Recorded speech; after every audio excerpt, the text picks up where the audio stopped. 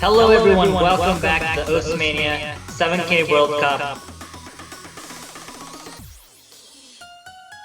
It's the semi-finals weekend. I am Diffrat00. With me is Walter Tor. Hello everyone. I think for now we have a kind of interesting match that is going on right now. We have France versus Indonesia right now for the semi-finals of the 7K World Cup. Both these two teams will have a kind of a rough time to see if they're gonna get into the finals of this tournament. For France, we didn't see them on the quarterfinals because they won by default on with Japan, and from Indonesia we have their they won. They lost 5-1 to Philippines from the winners bracket. So, but they actually they played one time on the group stage. So with a victory from Indonesia. So it will be interesting to see if that repeats on this stage too. Yeah, this is a rematch. In the group stage match, Indonesia was definitely a lot stronger in that case. France only got 1 point, and it was on Scatterbrain, which was the memorization pick. So I would say France has their work cut out for them because not only are they facing this difficult team again, they're doing it on a much harder map. Yeah. Also for the people that actually don't know and actually they are seeing the bracket right now, China won by default against Korea due to the Korean team not being able to be in the match. And the scheduled match of Singapore and Poland will be tomorrow at 11:30 p.m. a.m. So there shouldn't be problems with that. And seems that we are going to the warm-ups. The warm-up, I don't actually know who is the warm-up of this map, from what team it is. Seems it's from Indonesia, I think. That may be the case. This is the second warm-up, so we're already a little bit into the... Yeah, actually, I will go Topster and say the name of this warm-up. It seems it's Nemureno Ukiyuno Tsukiyari. Tsukiyakari. Okay. That was very good. I You speak Japanese? No, I actually don't, but yeah, but when I went full on with that. But yeah, this seems like an Indonesian warm-up. Looking at at how it is. Actually, that's a kind of a score speed from lower score speed from both teams. But yeah, some SB is there. It's interesting. It's actually a very easy map compared to semifinals difficulty. Oh, don't say it's easy because this is an 8.5 star map. So oh my god, really? This is just probably the beginning. Never mind. It's only the very beginning that's easy. Oh, there we go. There we go. Yeah, this is actually nightmarish. This is absolutely Indonesia's pick.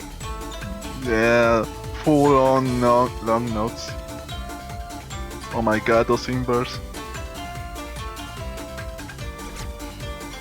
Like, do you want to play this map for warm-ups? I actually don't.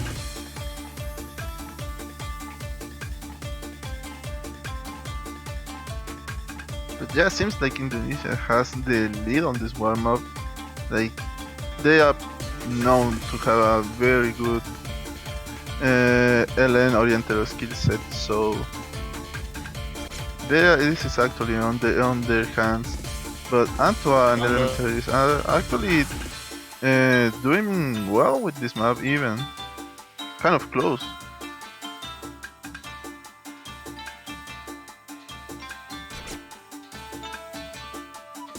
Yeah, we are seeing many misses from all of these players. Like the alliance on this map are actually difficult to have a good accuracy.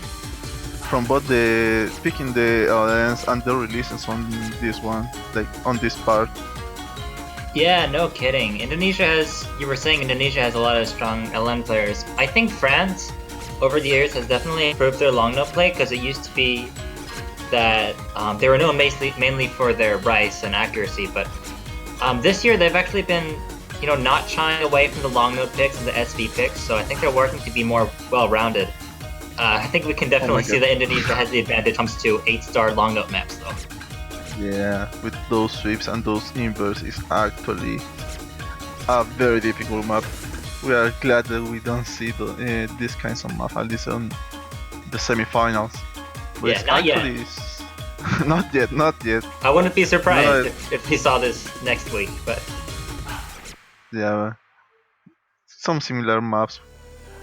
But yeah, that should be the end of the warm-ups for both teams. The kind of a 200k lead from the Indonesia side with both Exif and Neo with the S's. It is worth pointing out that the France players had very good ratio, despite not doing so well on the map, and actually beat out one of the Indonesian players. Yeah. So we are actually moving into the roles now. I actually interested to see what are the bans from these from these two teams. I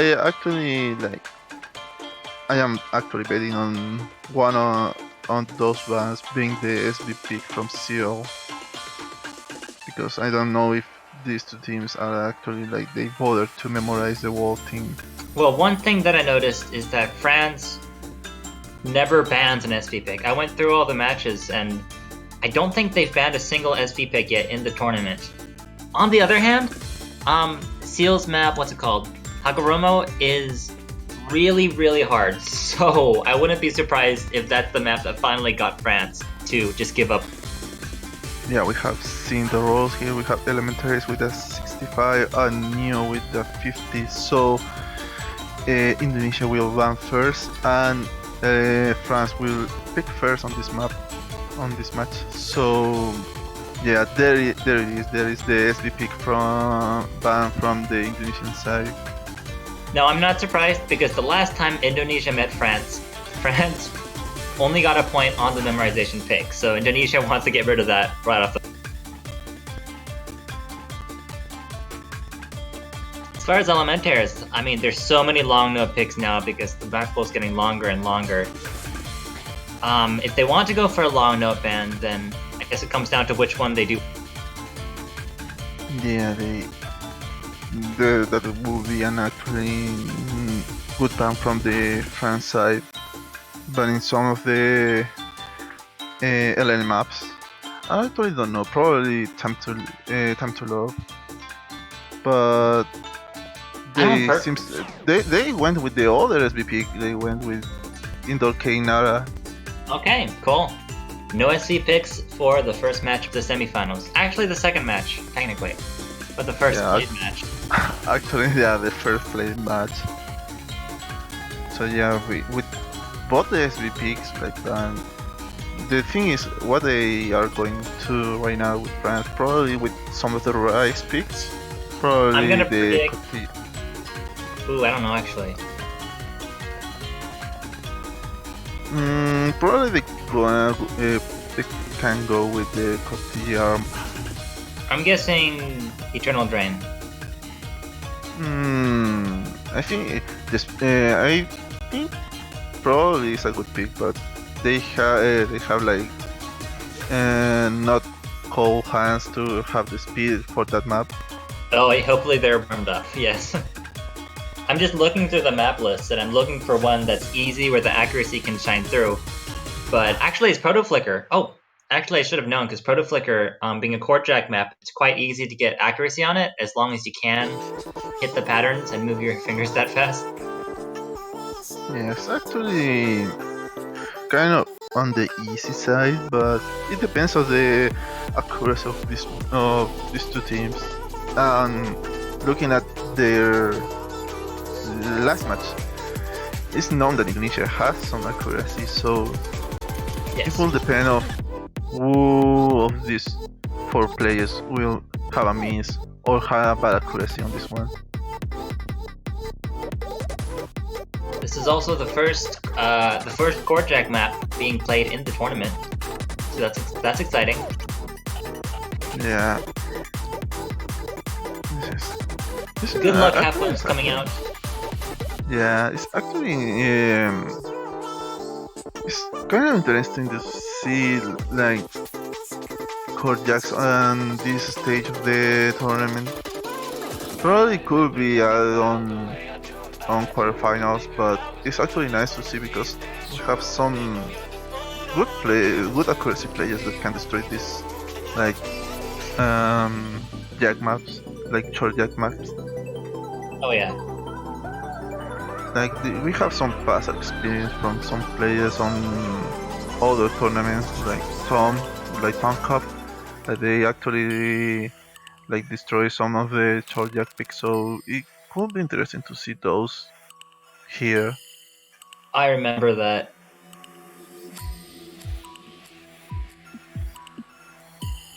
We're just having a few more stream issues, but the match will be back shortly.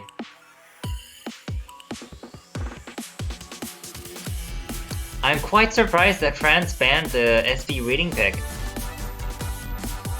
I have to say, Indoor Kenara. First of all, because that's the first SV pick, as far as I know, that they've banned this entire tournament. And second of all, because I thought they would have liked to leave that open against Indonesia. But I guess maybe they just didn't have the time to practice this week.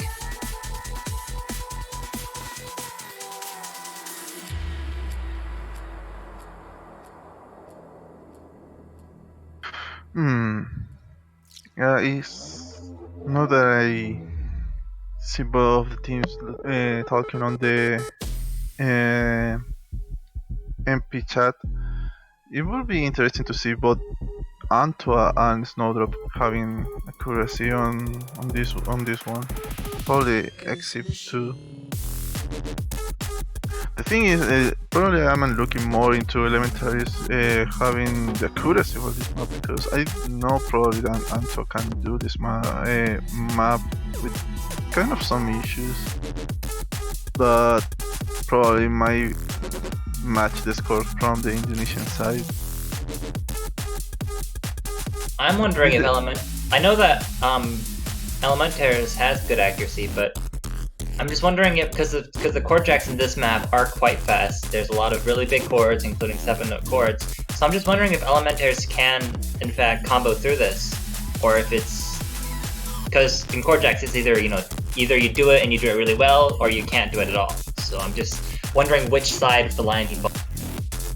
Yeah, that's the relevant issue with chord jacks. Like, you can you can go smoothly and don't miss, and even have a very good accuracy on this one. But if you miss once, you don't miss once. You miss like a whole column, or a whole like set of jacks with this. So Absolutely. you miss once, it's probably be like 5 misses or 10 misses in a row. It's like potato chips. You can't just eat one. Yeah, you can't just eat one.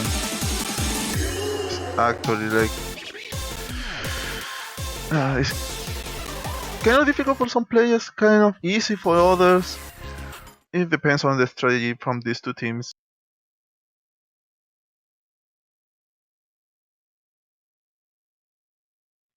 Am I hearing this correctly? There is a map update on Proto Flicker. Oh, okay. You're not supposed to do that, kids. That makes people angry. But yeah. Yeah, imagine practicing a map for a week and then the day before the match, just a few notes get moved and you weren't expecting it. Hopefully it's not a big deal. Seems it's not, but we will see, to be honest. Kind of difficult to know this. Okay, seems like we are going back into the match right now. Both teams are like waiting for the technical difficulties, but seems we are back. And now we have the updated version of the map, and we're ready to go.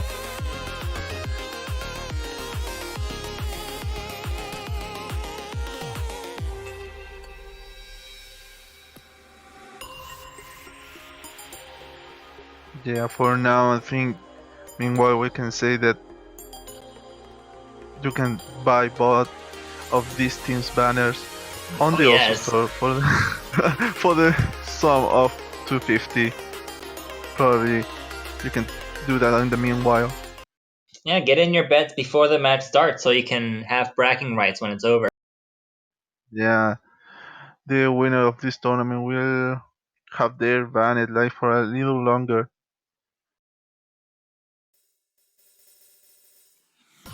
Now I don't know about winning the tournament, but if I had to choose between these two teams, just predict it.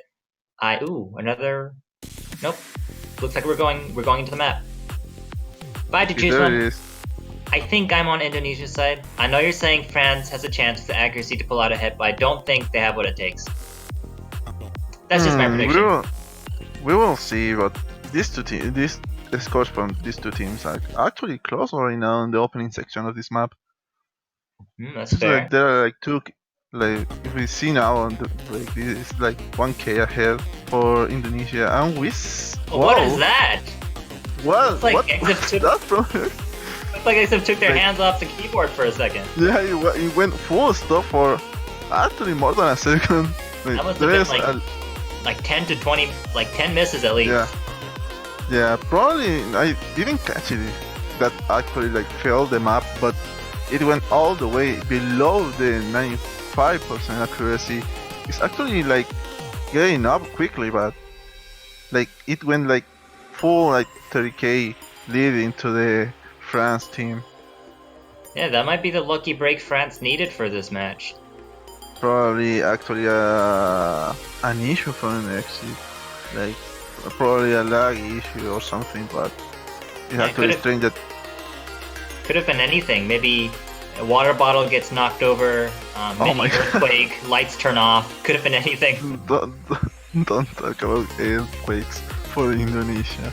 That probably might happen. Yeah, maybe I shouldn't joke about that. So we're Yeah. getting into the slightly denser part. Oh. Not the densest, but now we're starting to see a miss from Elementaires. That's 2 misses. Those two misses, and that's one miss from Snowdrop there. The lead is kind of being closer into the Indonesian side. Oh yeah, we're Looking getting misses from everyone here. but Like both Elementaries and Atro seems to not have enough stamina for this one. Actually, like getting a lot of misses here. yeah, it's just a little too dense. We're seeing the miss before even hitting the 100 combo mark. That's a lot of misses back to back. Like you can't just have one. And despite starting with a 30,000 disadvantage, Indonesia's now in the lead. Yeah, it seems like they have actually like a very big gap right now, even with that opening like rush of misses due to issues. Indonesia will win this one with around 30k points. That was amazing. Look at Exim's Actually, graph. yeah, it went full like full. The lifeboat went full down Went for a there. dive. Yeah, 46 mixes. Like actually, that was it's actually insane to see that they really recovered with that number of misses. But Not to if we mention, yeah, not to mention no, Snowdrop with three yeah, 200s. Did you see that? yeah, yeah, I was about to point that actually like what? Sorry, I couldn't wait. actually, Three 200s actually, and 3 misses, and no 100s or 50s. It's crazy. it's actually insane score. But like you say, that you can do very well or do very bad on this kind of. Well, we're moving on now. No more chord jacks. Well, there might be some chord jack sections, but no more chord jack maps. And Indonesia's going right ahead with the long note density pick. Also known as the K-pop pick. Oh my god, we are actually sorry if in advance if this like went muted, but whatever. But yeah, for this pick, like it's actually expected from the Indonesian side, getting the nulls on the way. So probably France might get a little difficult time here. It's actually like kind of slow in some sections, but kind of difficult to get like good accuracy on this one. Yeah, the thing about this map is that it's slow but very dense. It's got 4 layers of long notes at the same time, which is crazy. I don't know what to say about France. I don't expect France to do as well as Indonesia, but I don't know how well they'll do overall, because we didn't get to see them play in quarterfinals due to the win by default. So I guess we'll just have to see.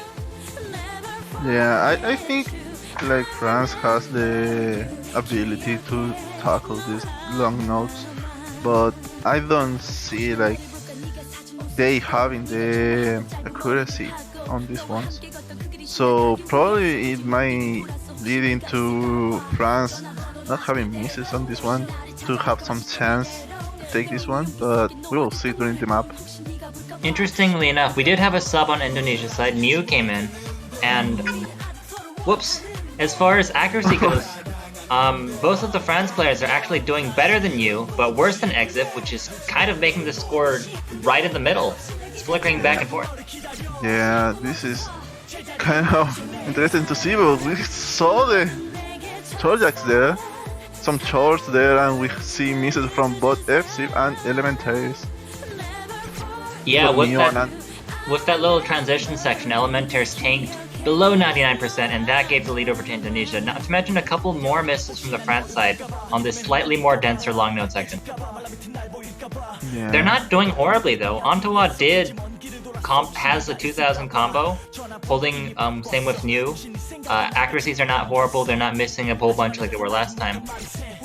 It's just not quite good, not quite as good as Indonesia. Yeah, we're still seeing some misses from Elementaries, and not for Antoa. That's actually like something to be said, and probably this is done by the French team. This will be another point by Indonesia. Look at that, we have a lot of misses at the end, and there it is, like 70k point lead from Indonesia, kind of pointing this to 2-0. I've got to give huge props to Antoa though. The MVP of the match with the highest score. Unfortunately, Elementaries with a lower score, giving the point over to Indonesia on that one. But that was very strong Elementaries. Yeah, Neo with the full combo, but Anto seems like he went with he had released early one, so he had that 150 there. Good ratio and good number of 200s there, but with that full combo from Neo and the low number of misses from Exif, that went into the point for the Indonesians. For those in chat that missed the last quote-unquote match, South Korea could not produce 2 players, so China won by default. Yeah, but now they're going with your pick, and they're going with Eternal Drain, the delay map. Very Actually reasonable. expected pick. Yeah, expected pick from the French team. I think this is the easiest. My opinion is that this is the easiest rice pick. Because Owl Infinity is just too dense, Pon Pon is just too technical. The core jacks obviously were not great for France, so. Oh my god.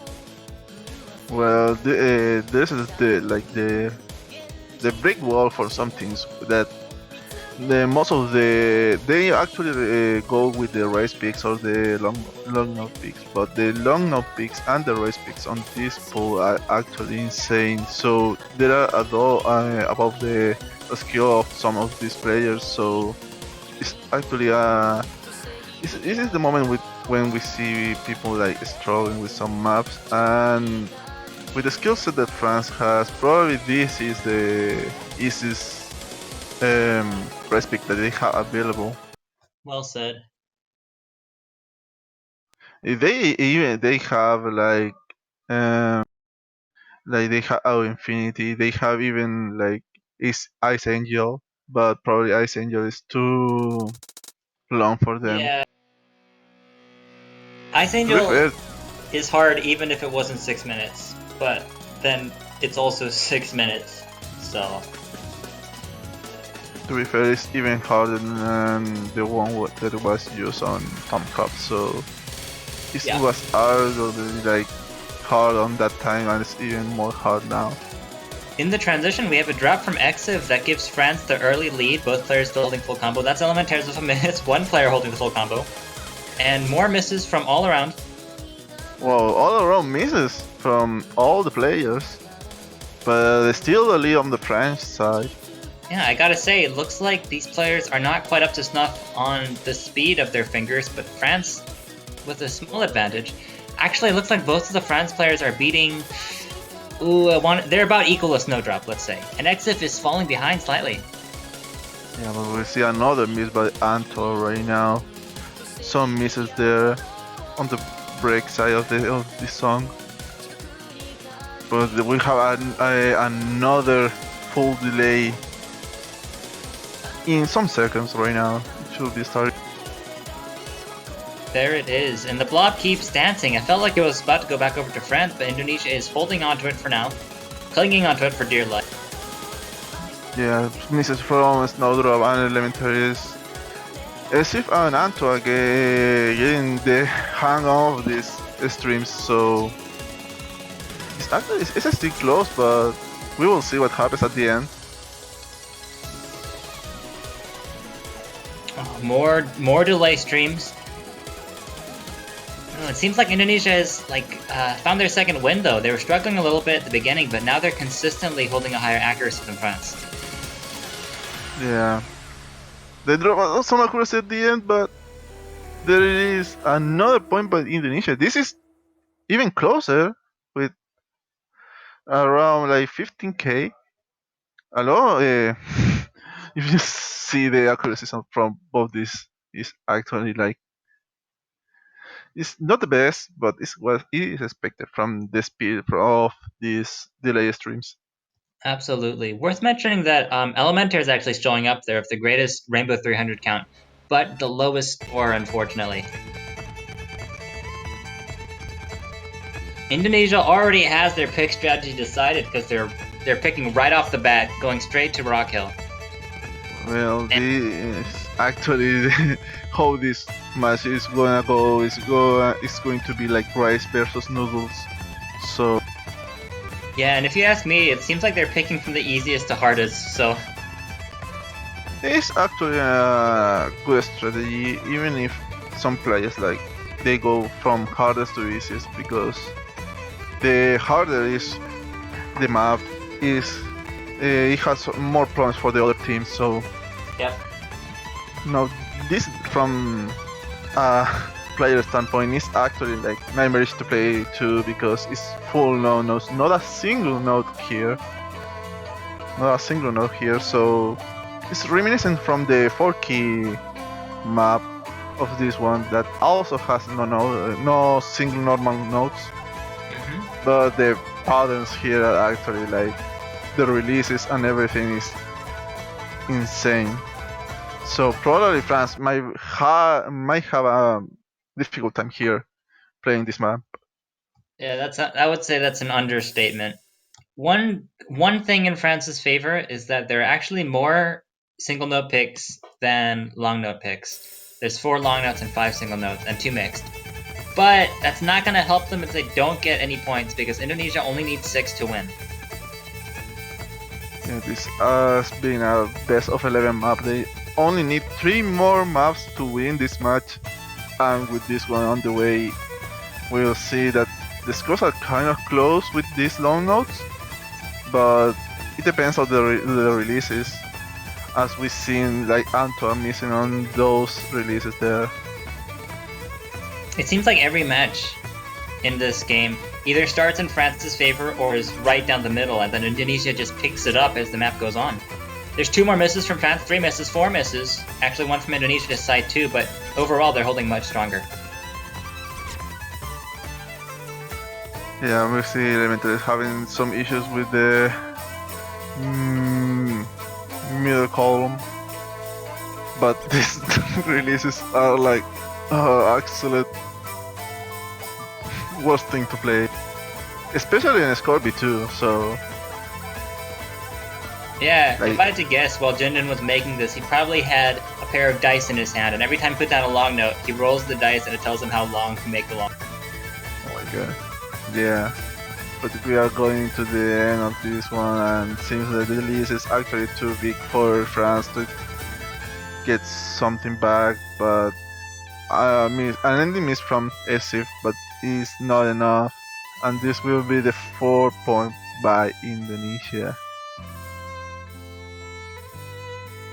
Impressive combos from Elementaries and New there at the end, worth pointing out. And New barely scraping by on the 99%, the 99.00. No big deal, just 1% away from 100. It's still impressive to see Antwa with the lowest miss count there. It's still 550s there, but 2 misses on this map is actually insane to see. Very. And there it is, there is Ice Angel from the French side. Here we go. I'm gonna go ahead and guess this is the longest map we've seen played in the tournament so far. Because what map would have been longer than 6 minutes? Not even the tiebreakers are longer than this map. So strap in, everybody. Yeah, probably this takes the length of 2 tiebreakers. Because this is a 6-minute map and we have seen like a 3-minute, if I recall correctly, close to 4, and another one like this, also almost the same length. So imagine this being the length of 2 maps. Yeah, this week's tiebreaker hype is 4 minutes and 30, so not even close.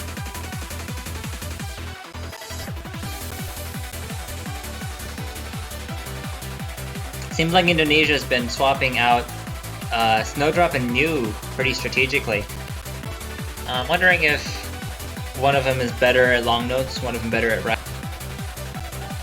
Well, that's actually a good strategy. When you have like some backup players that can do like different skill sets, it's actually a better thing. So you can, do you like don't rely on a single person of the team. Probably there is someone that like plays better than others, but it's actually better to have some backups on these matches. Yep. And that definitely also prevents you from losing by default, as Japan and South Korea did. Wink. So yeah, it's better to have some backups. It's not the best scenario if you have like 2 players. At least on this tournament, like we have a lot of teams with 2 players on the team, and it's actually like difficult. Yeah, for sure. Yeah, but enough of that. We have some misses from the French side, from Elementaries there, and bringing the small lead into the Indonesian side. But still, that this is a very long map, so everything is said on the end. I have to say that's not a good sign though, because we're only like 30 seconds into the map and they're already missing. Then the second half of the map is harder, denser, and they're gonna be tired. So it's not looking good. Yeah, it's not looking good. But if we see that they play the 3 maps after this one, and this is actually like a 6-minute monster of a map. Probably they are, if they have issues, probably it's not good for the end. Probably they are saving some energy, but their misses at this early into the map, that can cause like big score. Especially there was a bit of a accuracy tank on Antoa's side. Both France players, actually Antoa fell below 98 for a bit there, and now they're both struggling to hold the 99, while both Indonesian players are holding comfortable 2000 combos. Yeah, both of the Indonesian players are actually going with the full combo, and both Antoa and Elementaries like seems that they can keep up too much with this map. With some regular misses, it's not that they are missing a lot, but they have some regular misses every now and then.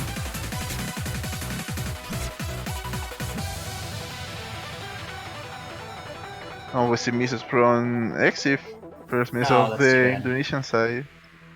Full combo dream is still alive though. Yeah, there is still a lie on a Snowdrop, but as we saw on Tom Cup, this break section has bring like a lot of misses. Like there. I wonder why. What? Like there, Come there's on, an Exif. like Everyone, people well, like it's because players are trying to rest their hands and they're like shaking them out and they miss the notes. they're actually like rest too much on this break of the map. Remember that this map is 7,000 notes long, so full combo is quite an undertaking. Like there is another one by Elementaries. Wow. 2 breaks, 2 misses in the break. 2 breaks.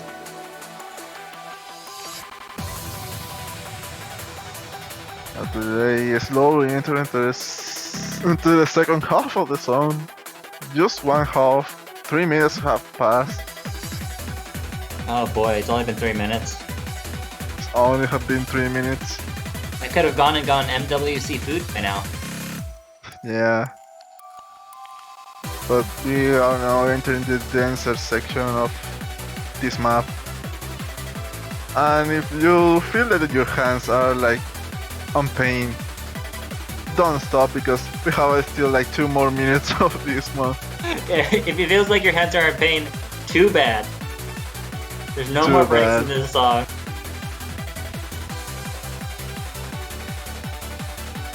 Yeah, but These seems players like- are surely feeling the burn, but they're actually doing better than they did at the beginning. Both France players about to hit 2,000 combo. Or, well, okay, Antoine's about to hit 2,000 combo. Elementaires just missed. Maybe they were saving their Yeah. stamina for this part. Ooh. The density spike here is not treating Elementaires well. The HP bar falls down to like half. Yeah, we have a lot of misses from both sides. From both Elementaries and Snowdrop here. Both FCF and Antoa having the holding the combo, but now we see that. I actually don't like when it goes into full stoppage because that's a bad sign. I hope Elementaires is okay. And his internet. Oh Meanwhile, my it looks like god, Snowdrop has lost the full combo. Rest in peace. Maybe someday. rip the full combo dream of this one. Meanwhile, Antoine carrying France as the solo competitor. Oh my god. If someone on the Twitch chat can actually sing this song, probably it would be best. Looking that Elementaries had all the music for this one and actually like seems like it's dead now. So yeah, probably Twitch chat can sing with us. But yeah, with Elementaries being like hmm with Elementaries being dead right now seems that it's actually yeah that's the disconnection that actually will out give the win for Indonesia.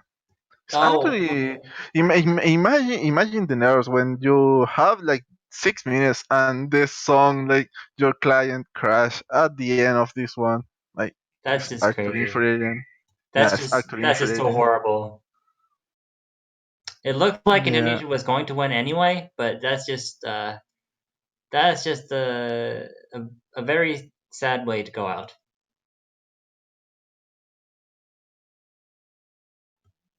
Well, what happened to the best of us? That's a win by Indonesia by by about 1 million points. Yeah, actually, even if Elementaries like go like triple S with that, it wasn't enough to get the point from Indonesia. So yeah, more than 1 million points of difference. It's actually like really unfortunate that we see those disconnections on tournaments, even on the World Cups. Like from a referee standpoint, I have seen these disconnections a lot, and it's actually like difficult to do something about it. Like what happened on the also World Cup when one of the members of the US team like was disconnected on the middle of the grand finals match. Yeah, There's that was- nothing to be done about that. That was crazy. Yeah, but it's not over yet. It's match point for Indonesia, who is currently up 5-0. France's record against Indonesia is 1 point, so let's see if they can take that at least.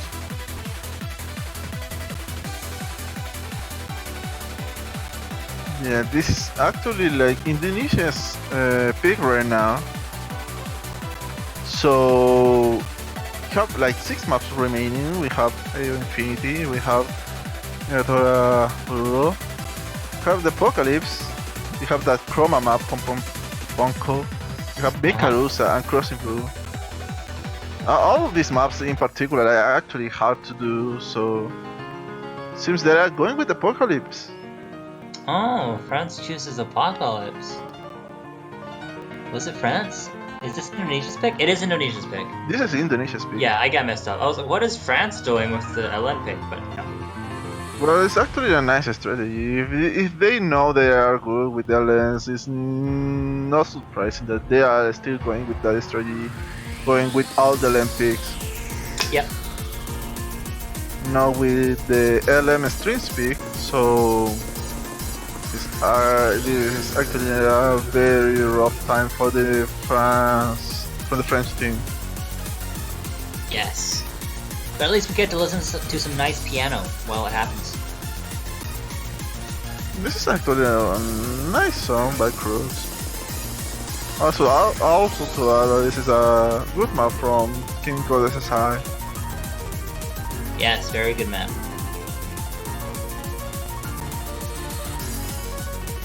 Yeah, but for a good map, there is actually they have to bring the difficulty here, so we will see what Indonesia and France will bring on this one, because Indonesia is at match point right now. So yeah, only 1 point away from knocking France out. Yeah, that's actually to know this is a losers bracket match, so the loser this match will be eliminated from the tournament. And this is actually not good news for France that are Not good news. on the verge of that. And the nerves are at an all-time high as France is on their last leg. This could be the last match they play in the Mania World Cup. Once again, it looks like the score is right down the middle at the start of the match. Or at the start of the song. Yeah, with misses from both Neo and Elementaries almost at the same time. So we will see on this other part of the song with a starting miss from Antwa.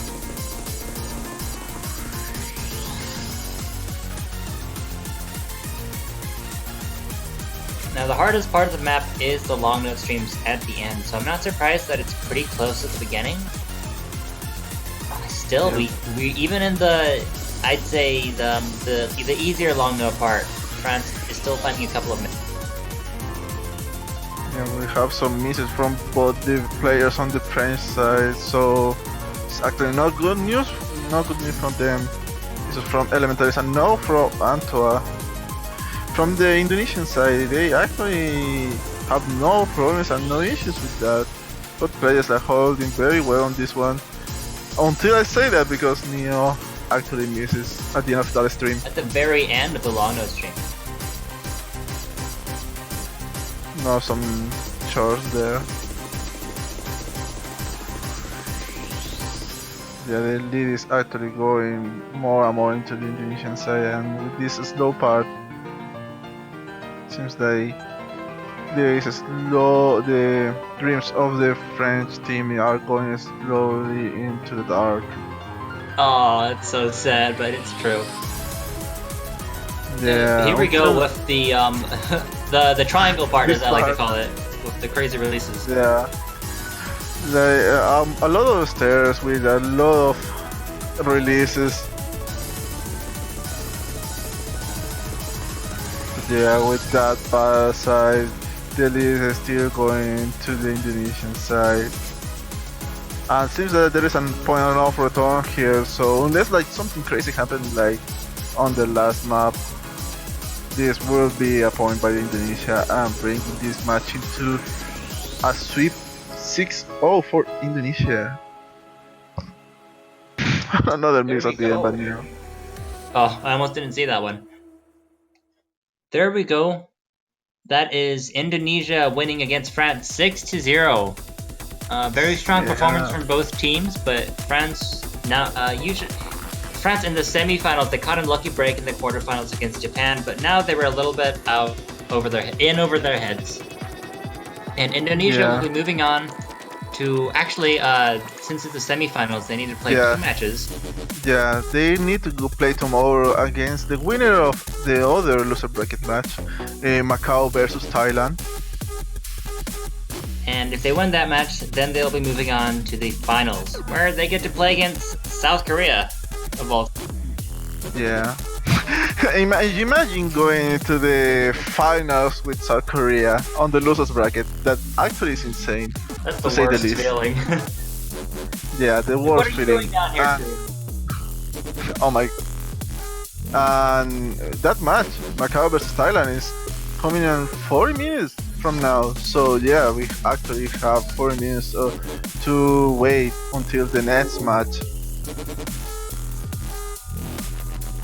Yep, we'll be taking a quick break until then. Make sure to stay hydrated, eat some food, but definitely tune in, because I, for one, am very excited to see where Macau, the country that caught us all by surprise, is going to keep it running, or if this is finally the end of their winning streak.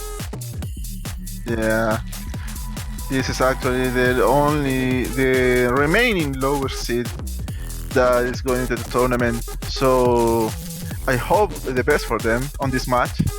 And we will take a little of a break until the next match that is coming in, like I said, like 40 minutes from now.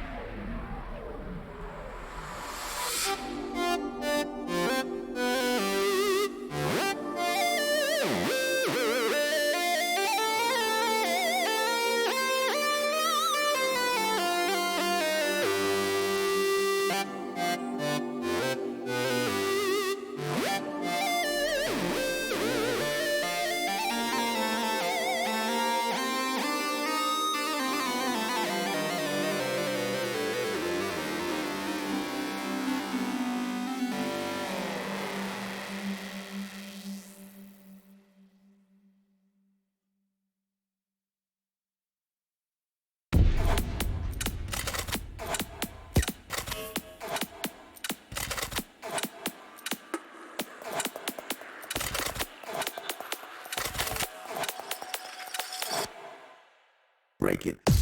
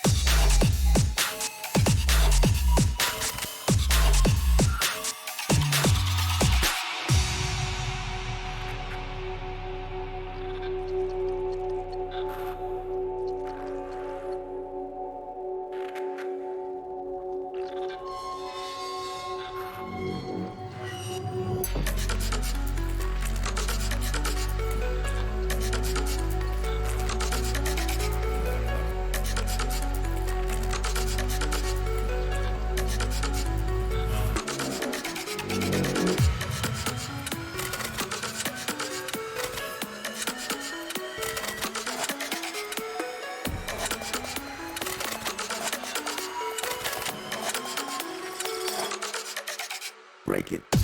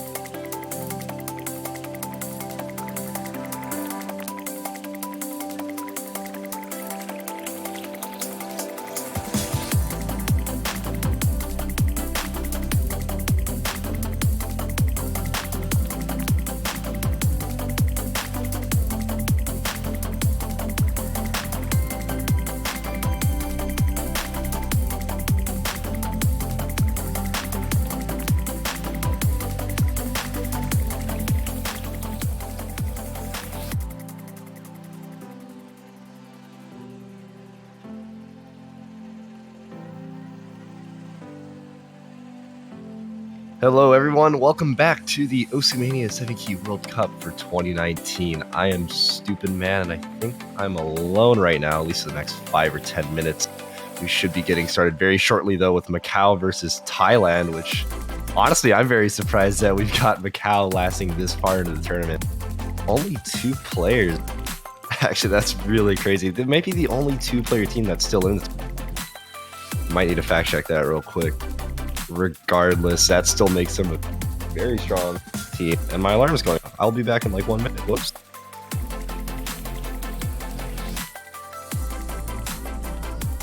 I lied. That is 1 second. We're good. Anyways,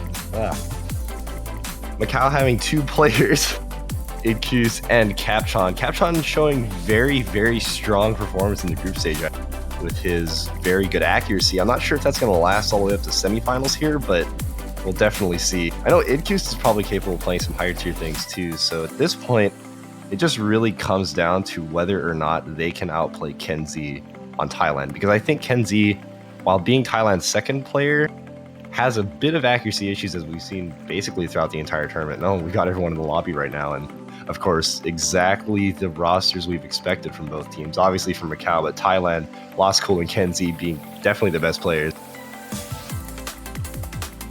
So hopefully we'll see some pretty good gameplay going on here. This is definitely a hard song that they've picked. I think this is about 9 stars or something like that. Oh yeah, there we go. Exactly 9 stars. 4.5 minutes, 184 BP. I'm pretty sure this is just LN stream strictly.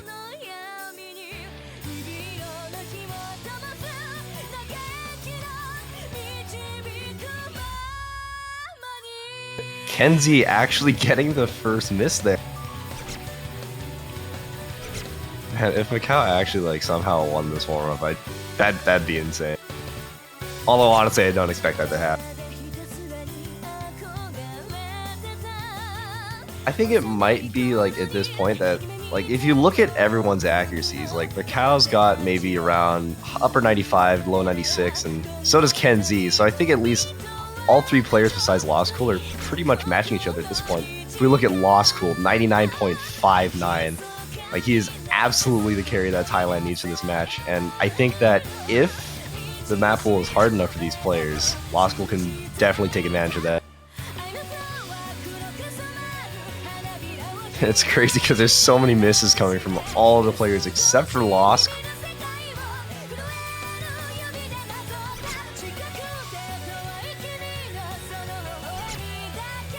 Definitely not going to say anything though, because I know I know commentators have a pretty good history. Yeah, exactly. But regardless, we've got Idcuse dropping down just barely below an S now, and that's definitely not doing good for Macau trying to take back the lead in this warm-up.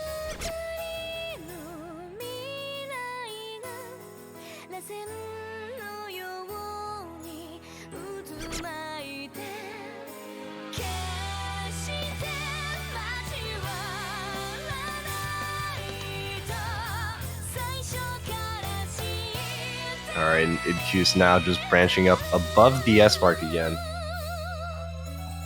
Hello. Oh, hello. Awesome. Nice of you to join me. I heard that we needed a comment. Yeah, I heard the same. That's very kind of you to join. I guess for the stream, this is Nivrad. Me. How are you doing? It's quite early where you are, isn't it? Yeah, it is 7:33 in the morning. It's like I'm going to school again, but no big deal. No. Yeah. But instead of school, we're just talking about mania. Talking about keyboard smashing, exactly. Yep. Keyboard smashing school. Hello, Creedon. Oh, he did say hi in chat. I was wondering where he got Creedon from. So, Macau versus Thailand. What's your take? Probably Thailand. I mean, it's just mostly because Lost Cool is he is very, very good at this game. That's an understatement. It's just his skill is just so out there. But yeah, no kidding. I'm really hoping Macau just takes this one as at least takes a couple points off, and I think they definitely can. It's just, it's so surprising to see Macau like make it this far because I've never seen them get beyond group stage before. Yeah, I really do want to believe, and Macau for sure has been throwing us surprises left and right. But from their track history, they did get swept by US, they almost got swept by China, and then they struggled to beat Sweden, who is on the lower side of the rankings. So, gotta say, not super optimistic about this matchup. Yeah, unfortunately, I guess those are just the circumstances Macau is faced with. I will say, though, I think their best stage was by far group stage, because when we played against them, that was... I mean, that was really scary. They ended up... Because they were low seed in this tournament, they ended up beating Russia in this mid seed to get out of group stage, so that's definitely something we can't sort of overshadow. Yeah, I might not be putting much faith in Macau right now, but that's not because Macau's a bad team. It's just because Macau's done so well that now they're in a part of the tournament where everyone else is just like so. Yeah, within a week here we'll be having the top 6 teams, and every single one of those teams for sure is going to be they're going to be. Yeah, but whether Macau managed to no matter how many points Macau managed to get off to Thailand, they're definitely going to go out with a bang. Or maybe I'm completely wrong and it'll be an upset. Anything can happen.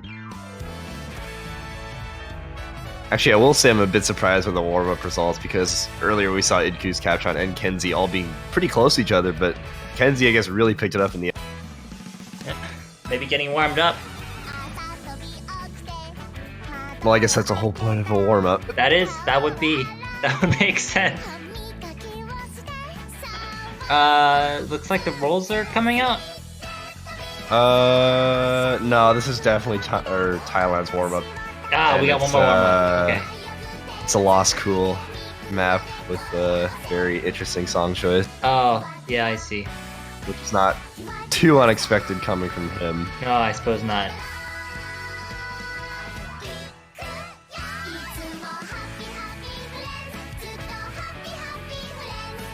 Yeah, I've never seen, like, it's Lost Cool, I think almost barely charts any other kind of music. Yeah, I guess he's definitely made a name for himself.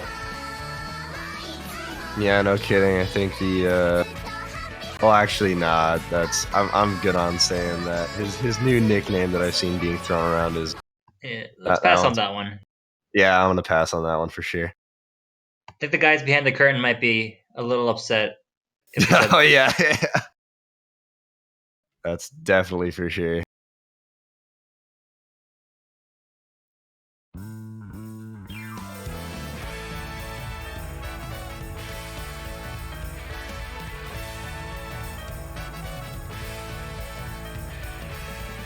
Yeah, just looking at his most recently pending beat maps, you know, you've got some Nanahira song, you got this, you got some other stuff I can't read. It's Going for Loved, actually. Regardless, it all sounds the same. Cool.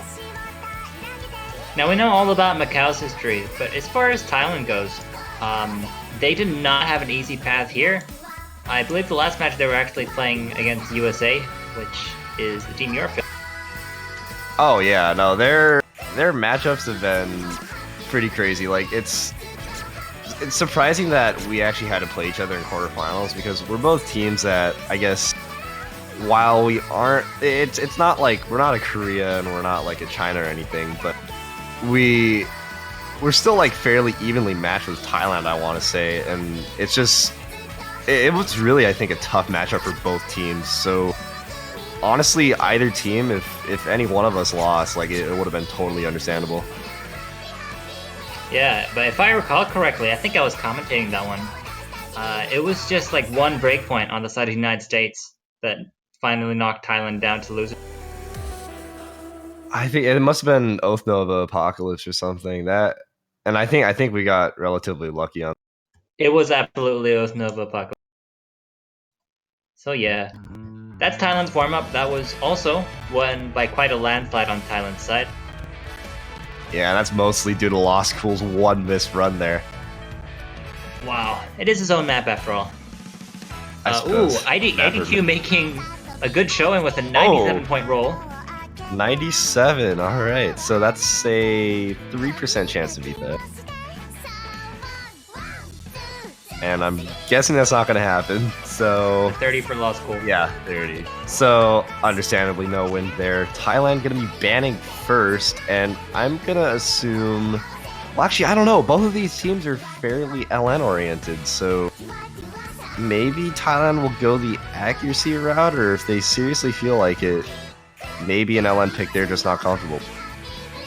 That's actually a really good point. In both teams' previous quarterfinals picks, they were relying heavily on noob. And I'm not saying that's the only type of map they can play, but Macau playing against Sweden, it was just Macau was stronger on the long notes, while Sweden had more of a chance on rice. And Thailand playing against USA, Thailand was also stronger on long notes than on rice. So it's interesting that these two teams ended up together. Oh, and Thailand banning Eternal Drain, so easily the hardest rice pick in the entire pool of time. Fairly understandable ban, although I will say I feel like if they do end up playing against Macau on that, they would probably win anyways. So that's, I guess, a bit interesting. And Idkus, of course, banning Hagurama no Mai. So that actually leaves them with Indoor Kenara Trackbreaker, I think, as their SV pick. So that might happen, and I think that might be a little bit easier in some senses. It definitely has a lower star rating, and I think we might be able to see... Okay, never mind. Yeah, Boss Man Wolf's kind of disappointed that Hagurama got banned. And so am I. But it was a risky play of Thailand to leave both SP maps open and like kind of leave it up to Macau whether they want to play it or not. Because planning first is supposed to be a disadvantage because you don't get to know the other person's ban before you do it. I guess it worked out for Thailand because they probably didn't want to play the memo map anyway. I would actually argue maybe otherwise, because I know Law School is okay on memorization, and Boss Mad Wolf in particular is very, very strong, and that would be... I think that would be quite a show to see. Thailand, I think, is one of probably the better SV teams in this tournament. And, like, at least in terms of Boss Mad Wolf and Law School, I want to say they're fairly underrated in terms of like how well they can play SVs, and it caught people by surprise, I think, when we banned Nice Boys against them last round, but we definitely had our reasons, and we were just too scared to actually play against Thailand on an SV chart because it would definitely be that close. Fair enough. But guess it worked out for you in the end. Yeah, no, it really did work out. I'm happy we made that decision, and Macau might be happy they made that decision. But regardless, we've got Time to Love coming in as Macau's first pick, and definitely understandable. I know their LN skill is very, very heavily oriented towards charts like Secret Wish, and Time to Love is definitely no different than that. Yes, a bit slow, on the slower side with not quite as chaotic, I guess, but very dense. Seeing this, okay, the score was just like all the way on the left side for whatever reason. Must have been some sort of glitch. It's definitely just Macau being that, for sure. Alright, looks like we've got better score lineup. And actually Thailand with the lead here, and probably on Macau's most comfortable pick of the pool. It is a small lead, and it is very early in the map. Of course, the hardest part is when the second or third chorus, when you start getting 4 LN layers at the same time. But yeah, it definitely looks like Thailand's very comfortable on this. It's worth mentioning that Captron is, again, keeping up with Kenzie's accuracy. IDQ only a little bit behind, but it's Law School that's really pulling ahead with a 99.8. Yeah, and that's honestly no surprise. Law School's release is they're just very strong, and of course his LN ability is near unmatched by most people in the world. Oh, and actually he misses first, so Kenzie with the only SC now, and he's actually struggling a little bit there with the 200 count. Regardless, both Law School and Kenzie having much higher scores than the rest of Macau.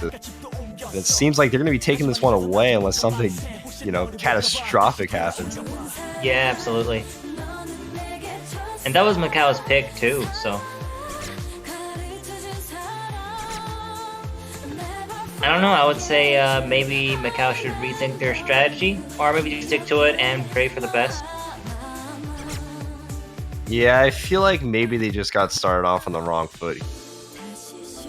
Because Time to Love is definitely a unique pick in the pool. At least in terms of the skill sets it requires. Wow, Law School 3 200s on. Yikes. And the ratio is insane too. Like way ahead of anyone else. Only 400 normal 300s and over 2,000 rainbow.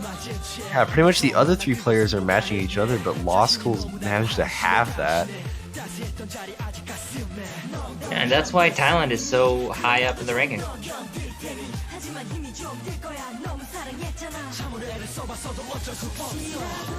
Thailand already knows what they want. They're going with a non-long note map, Proto Flicker.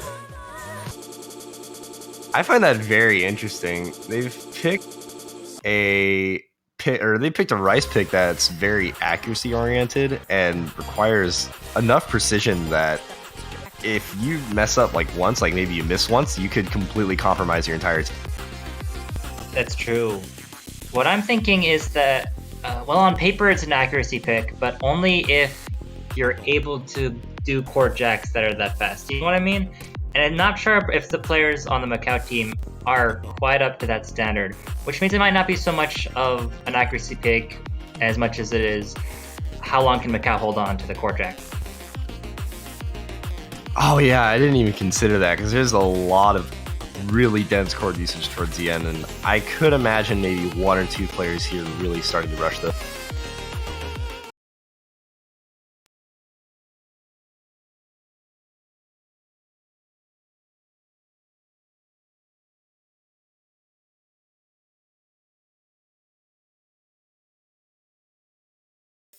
Definitely gonna be excited to see who ends up potentially rushing those chords. I'm guessing probably not Law School, considering he's got that level.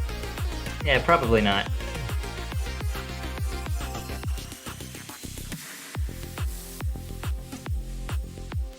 Fairly close intro, though. I think the ratios are fairly similar. I'd imagine what's going on right now is Capchon and Idkus having somewhat sort of mid-range, like 99 accuracies. And I mean, you've got Idkus with low 99, but Ken Z now with just 99.4, and he's pushing his way up there. Really, I think this is already on Law School. He's gotten 99.7%. Yeah, that's just on the easy part of the map. That's a map from that's a miss from Capchon. Even before we get to the dense part, not a good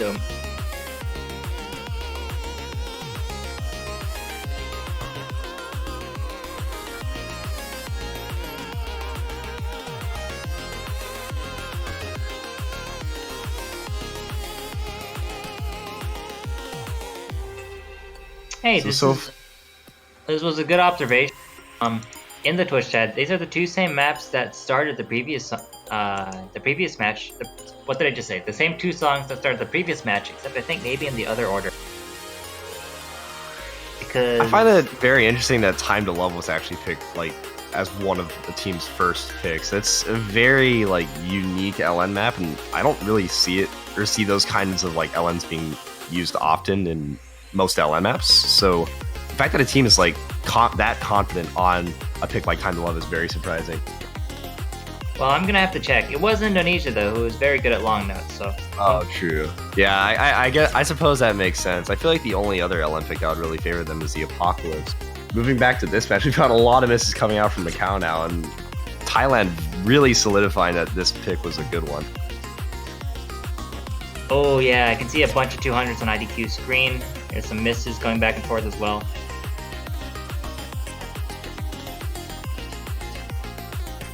Yeah, and at this point, these are the exact kinds of chord rushing that I was talking about, especially from Capchon's side, and maybe even Idkus as well. We'll see maybe a couple of 500, whoa, 200s. 500. Yeah, imagine that, getting a 500 score. Stay tuned for Laser where that's actually going to happen. Oh, I'm excited. Anyways, both Capchon and Idkus really struggling to hit that ending there with all those 7-0 chords. Yeah, that's a pretty huge lead on Thailand's favor. What was it, like 200,000, 300,000? Something like that. 250,000, about there. What it's looking like is that Thailand can confidently beat Macau on Macau's picks. and Thailand yeah. can overwhelm Macau on Thailand's picks. I think at this point, probably Macau's going to either pick Rock Hill or the Apocalypse, and beyond those two, I really don't know what they can be comfortable. Very unfortunate that the very beginning of this match had to go to a break point already from Thailand's behalf. Oh yeah. I don't know if we mentioned this, but Lost School had no misses on that one.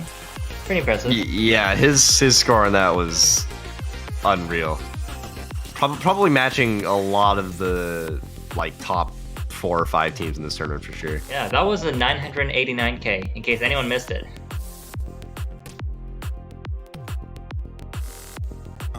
So looking at the picks here, it seems like the only 2 strictly LN picks would probably be Rock Hill and maybe the Apocalypse. And then I guess their next best bet would just be for mixed picks, so like Megalar, Garuda, and I guess Mekaruza as well. Maybe Crossing Blue, but those 3 are fairly fast, except Mekaruza, which is mostly technical.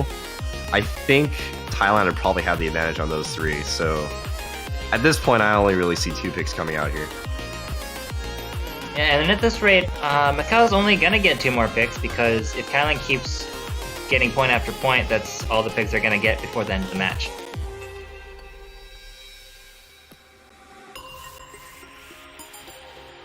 Looks like we have a little bit of debate going on in the chat. It's a good thing they're considering the strategy very carefully. Yeah, like you mentioned, the fact that they might only have 2 picks remaining means that these picks that they make are that important, and they seriously need to discuss whether or not they're... And well, they are going to go... That's very surprising. I guess maybe they aren't comfortable with like some of the releases on Rock Hill and the Apocalypse. And actually, considering Lost Cool's accuracy on Time to Love, I would not be surprised if he absolutely killed Rock. Yeah, it seems to have caught the Thailand team by surprise as well. This actually could be a very good pick for Macau. We'll see, because the fact that Thailand's this surprised. I'm actually imagining that Kenzie's accuracy might not be the best on this, and the combo breaks could easily be there as well. Yeah, I'm also glad to see this just because it is an absolute banger, and we didn't get to see it in the previous matches. Oh, true. Actually, yeah, okay, that is very exciting then. I genuinely like this chart a lot. Like, it's really... It makes probably some of the better use of the song, at least in terms of 7 key. Oh yeah, Sankansuki knocked it out of the park. Yeah, I like genuinely think this is probably like one of his best charts, if not his best. So, props to Sankansuki.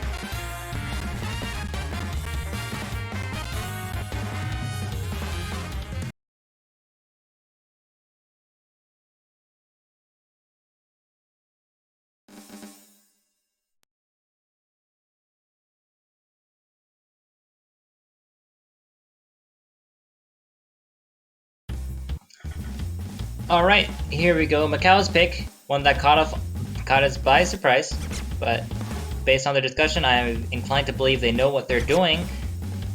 It's only up to see whether it's enough to actually take point.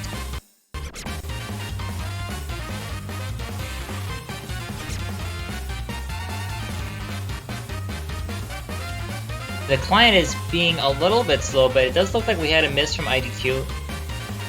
Nothing huge so far. The latest, a little bit in Thailand's favor, as usual, but not huge yet.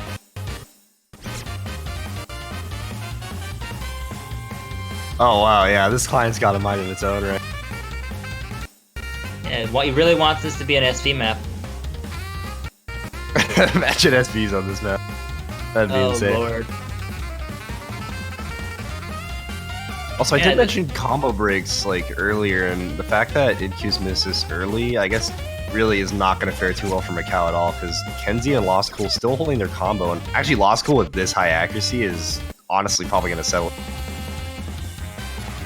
And I cannot tell how many of those misses were the client, how many of them were the player, but it does seem like Macau is continuing to miss. Well, Lost Cool is of course holding strong. Kenzie, you were thinking maybe not so good accuracy on this one, but actually Kenzie is holding second place as far as accuracy goes. Although he's not followed too far behind by Capchan, who's just maybe about 0.15%. It's very close between those two.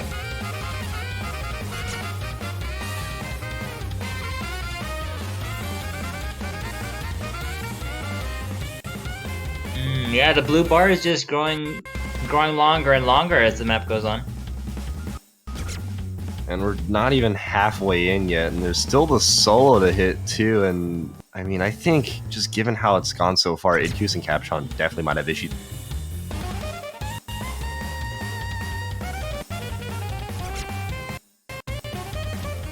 Oh yeah. You Man, know, we whoever engineered these stutters. Oh, sorry. Oh yeah, the stereo SPs. We were discussing the other day that it might be the misses that are causing the client to have issues, and so the more they miss, the worse it gets. Well, unless it's the players themselves lagging, which would be very bad. I could definitely see that correlation coming to light, because I mean, just Idcuse now, 96 points. I mean, that's about 0.5% to 1% down from what he was at before, and I mean, that's what I was saying though. Like, this solo is definitely no. Oh, it's bad enough that I'm wondering if it's actually like clan side lag on IDQ's part. I don't think client-side lag would really do this. Like, I'd imagine what would happen is just that they would, like, the tourney client would probably sync it back up to however, like, whatever Idcuse's, like, information or client information sends to the server. I'm not really sure. I just don't think it would, like, lag to this degree. Yeah, no, this is pretty extreme.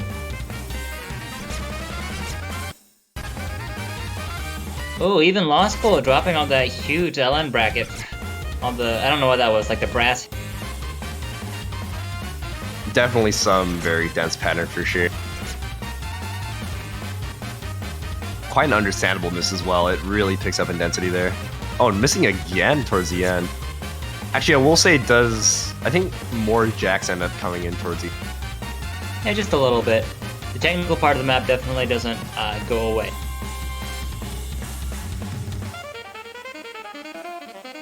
And we're approaching the end of the song now. Thailand taking a very considerable... I love that long note release map to the snare hit. Did you see Kenzie's 0 BPM trick? Are you seeing the black screen on Kenzie's side? Yeah. We're definitely getting a restart here. In either case, I don't think it was a disconnect. I think Thailand did win that. Oh yeah, fair and absolutely. square. Yeah. No, I think that was just tourney client maybe just completely deleting Kenzie's side. No big deal though. I do want to point out Law School did get 550s there and not a single miss. So I think all of his misses were pretty much just LN releases.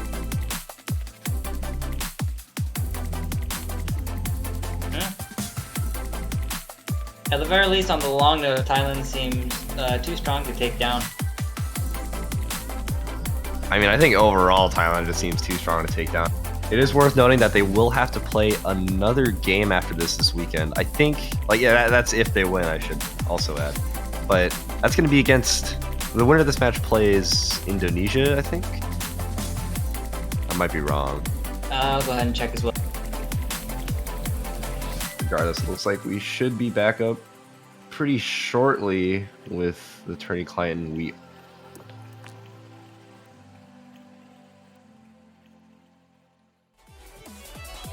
I want to say we're connected to the lobby, but I don't see any player names, so...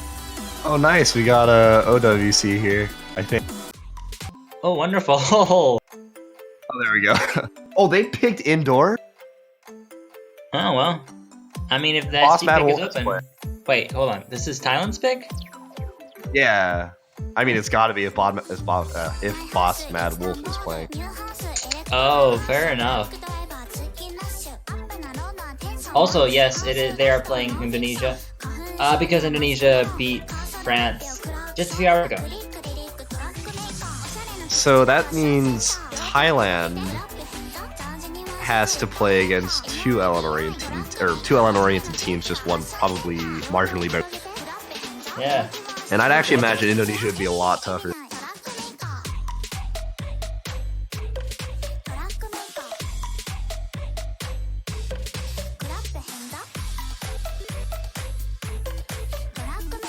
And here we go, going into the first and only SV pick that we're gonna see in the. Uh-oh, Idku's maybe not connecting here. Well, it's a good thing it's at the start of the map. Yeah, it looks like. Oh, there we go. We got it in. Great. All right, we're all synced up, and Not looking good at the beginning. IDQ was almost down to a 90% on the, I guess it was the slow jam plus the long notes at the beginning. Slowly recovering. yeah, it's those releases in the beginning are just hard to really manage because you can't really tell when you're supposed to release just because of the slow jam. And No kidding. There's another miss from Capchon, or I guess I should say a miss. That was the first one. And Capchon rushing those things that look like slams, but they're actually not. It's one of those things you really have to know like the back of your hand when you're playing under.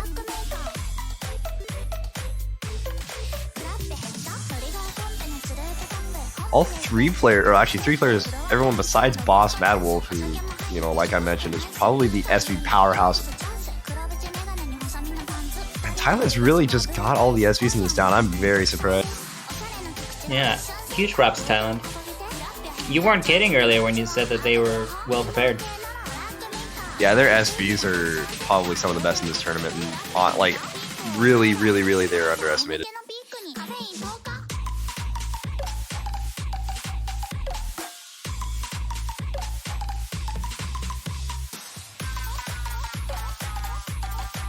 Just judging by how hard this section is here with all of the LM releases, there's just so much you have to keep track of. It's really unlikely that Idkus and maybe even Capchon will actually be holding S's by the end.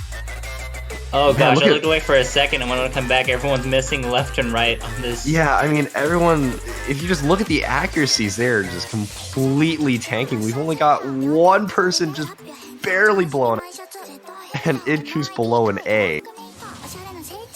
Yeah, that was a lot of spamming happening there. Not something you see a lot in the Mania World Cup, but on occasion it does. Oh, what is this? Has IDQ stopped playing? Yeah, probably. He probably like looked over and just said, "Okay, are we winning?" And well, I guess the answer is no. Well, Unfortunate. might as well give him the benefit of the doubt. Maybe, I don't know, maybe, I don't know, what's something that could make you stop playing in the middle of the match? Maybe he like just got sick or something and just like started coughing. He's like, maybe, yeah. maybe like. Horrible coughing fit. Oh, okay, yeah. I think he just had a bathroom break or something. Yeah, went to get a snack. I want to get a snack. Got a bag Exactly. of crisps. It was a slow section of the song, so you know you could have managed. Yeah, maybe the monitor fell over. Maybe a cat jumped onto the keyboard. Who knows? Yeah, maybe dog ate his homework or something. Anyway, that brief interlude on IDQ's part is gonna give Thailand even more of a lead than before. That is quite a big gap.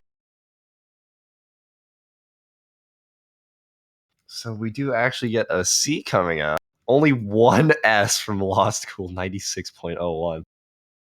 That's very impressive. And this is the easier of the two SV picks. Well, I would say So- easier in quotes because at least from a little bit of experience, I will say it's a lot hard. Like it's probably easier to learn, but as far as timing goes, it's otherworldly. It's just the LNs and the slow jam, especially that middle part where you have the two note chords. It just gets very, very hard. And we even saw like both Boss Mad Wolf and Lost Cool dropping like 2-3% there. Oh yeah, I see what you mean. If Boss Mad Wolf can't do it, then nobody can. I suppose, yeah. Oh, IDQ saying I don't know why. Even IDQ doesn't know what happened. IDQ says Maybe his hey. keyboard did actually unplug. Yeah, that happens sometimes. All right, well that's completely fair.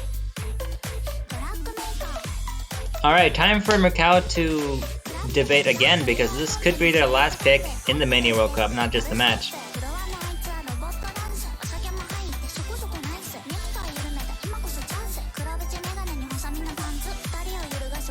Yeah, this is really rough for Macau here. Like you mentioned, potentially last pick of the match, assuming Thailand gets a break point on this. And I mean, I think they're very, very likely to win their own pick. Assuming they pick Ice Angel. I guess they're really trying to stall Thailand out here. Yeah, I mean, at the very least, we're gonna have a long match. Yeah, I mean, we got another, what, 6 minutes to kill now? 6.5, so. I'm surprised this map has been picked in both of the first matches today. I would argue it's probably one of the most, I don't want to say easy, but it's a rice pick that is sort of in that sweet spot between like, or probably hard enough that you can't just rely on someone who's strictly good at like getting that Rainbow 300 accuracy, and it's not hard enough that someone who's like super good at rice is just going to completely blow everyone out of the water, unless of course they just have like really good accuracy at that level, which is at least around like the difficulty Ice Angel that is a little bit hard to come by. I'd imagine Law School will be okay on it, but as far as Kenzie goes, I'm not 100% sure, and this might be a potential for Macau to take a point. I guess you're right that as far as picking it, it is safer in a way, but it's very painful, at least physically, on your arms. Looks like we're gonna give the players a little bit of a break to steel themselves before we get started. Yeah, this is 6.5 minutes of just pure stamina. Oh, and the countdown has started. Good luck, everyone in the match.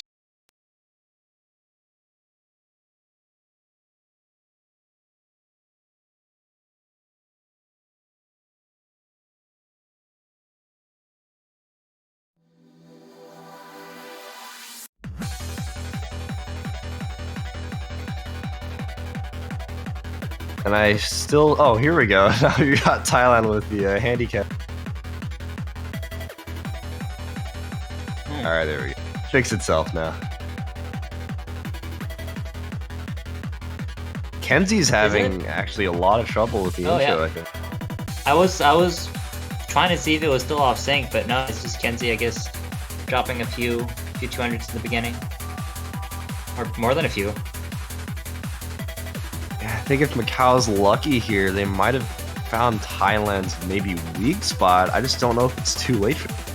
I can't see how the intro of Ice Angel could possibly be a weak spot, because it's just like core streams. It is not even hardcore streams. It's just kind of like medium core streams. I mean, even at the very start, it was just stairs. I think there were a couple of mini jacks I might have thrown Kenzie off, and that much might be understandable. And I'm interested to see how he plays out the burst, because those might be harder for him.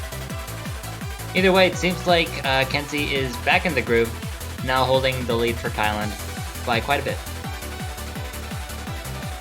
Yeah, I think if anyone's having timing issues now, it's probably Idkus. He's hitting remarkably late and had pretty much an FC with 97% up till now, and both players in Macau starting to...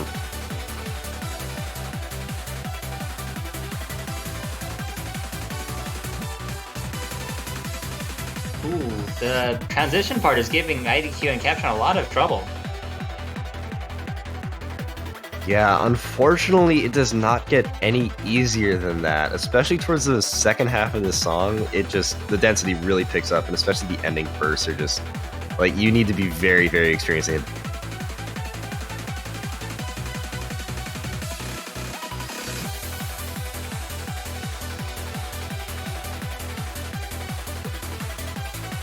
Yep.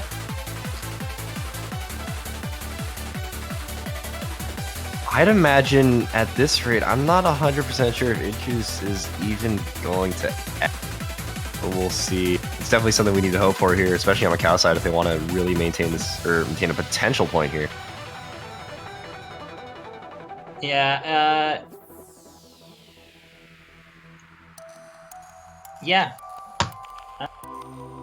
I mean, yeah, I suppose there really isn't much more to say. It's just that really, we've got Captron, who's about 10,000 points below Kenzie, and actually Kenzie is about 10,000 points, or I guess 15,000 points below.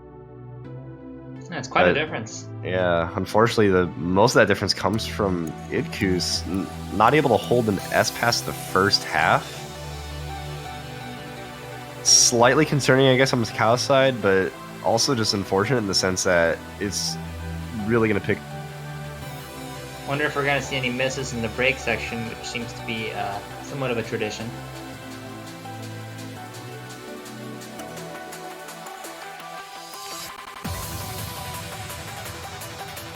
Yeah, last match, I don't think you were there because you were probably asleep, but when France and Indonesia played this, there were like 2 or 3 misses in that really slow long note part. I suppose they were just resting their hands, but rested them a little too much. I actually, when I practiced this, I did miss in the LN section. Like, oh, there you go. Yeah.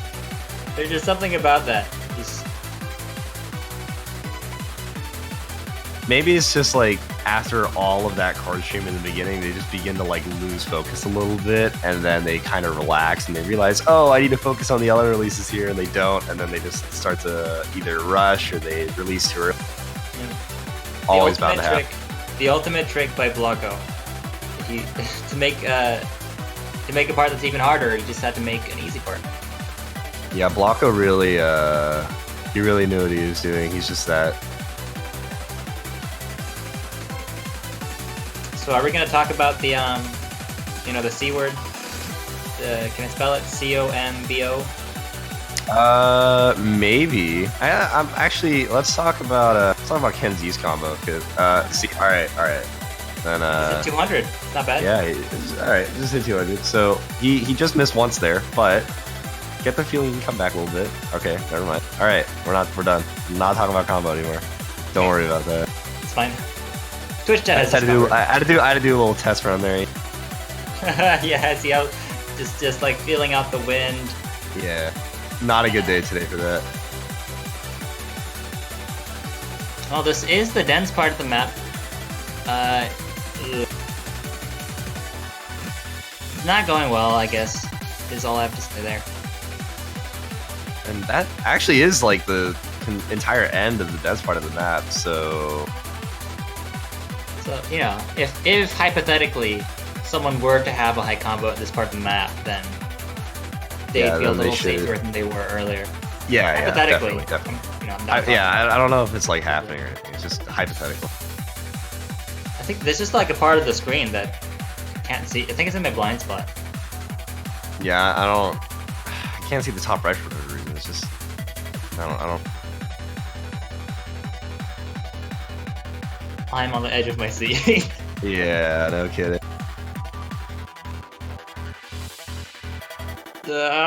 And he got it. That's good. What a performance! 7,283 comp. Take a look at the 26,200s, 100. That's a 986k from Luskel. Yeah, I'm gonna need to save that score for research purposes. And everyone better be glad that we managed to refrain from talking about it. Oh, well. Man. What a score. Like honestly, 986k on this is insane. That's very, very impressive from Law School. Really I hope Law School's arms are feeling okay. Yeah, who knows? Hey, maybe on the next pick, Macau could take a point if Law School's arms aren't feeling that good. Law School might need to find a bucket full of ice water. Yeah, he needs to find the ice age. Cooling the muscle. I think I was going for a pun there, but I kind of lost it. All right, well, it's Thailand's pick again, and they're at match point. It's looking like it's an easy victory from the Thailand side. Oh, that's AO Infinity. Going for more court. Yeah, considering they won Ice Angel by that large of a margin, AO Infinity is not a surprising pick. Even Kenzie's like, no, don't pick this. No, Kenzie, we just did 6 minutes of core streaming. You mean you want us to do it again, but at 190 BP? Top 10 LN betrayal.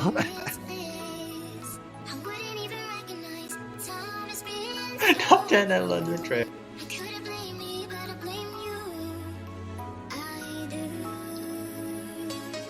Oh geez, they went from a 6-minute court stream map to a 3-minute court stream map. It's almost 10 minutes of court streaming. Yeah, and I mean, here it only gets faster, so we'll see what happens. I do like the song, of course. I'm a big fan of like the really, really fast and intense drums, but then there's also like the sweet vocals, like a cherry on top. I don't know. I'm just going on at this point. I don't remember what game this is in. Oh, is it from a game? Definitely is, yeah. Okay, Xenobuzz. Or, yeah, it's from 2DX, I think. That makes sense. I haven't played that in like 3 years, so I wouldn't remember.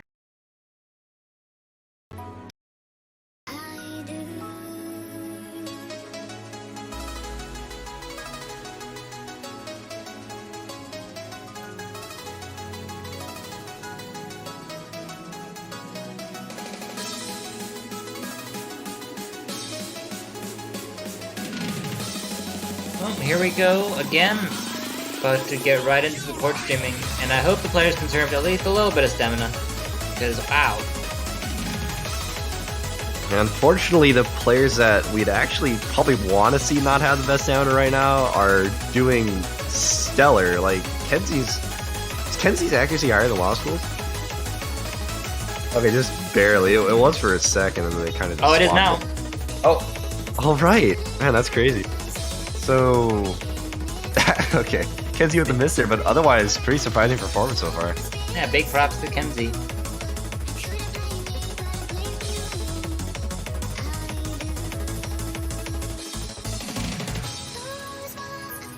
So, Captron, despite having a score that was fairly impressive with Ice Angel, I'd say, his speed, I guess, maybe isn't holding up too well with AO Infinity. Yeah, I'm guessing there's some threshold between 168 and 191 where it just gets a little too fast.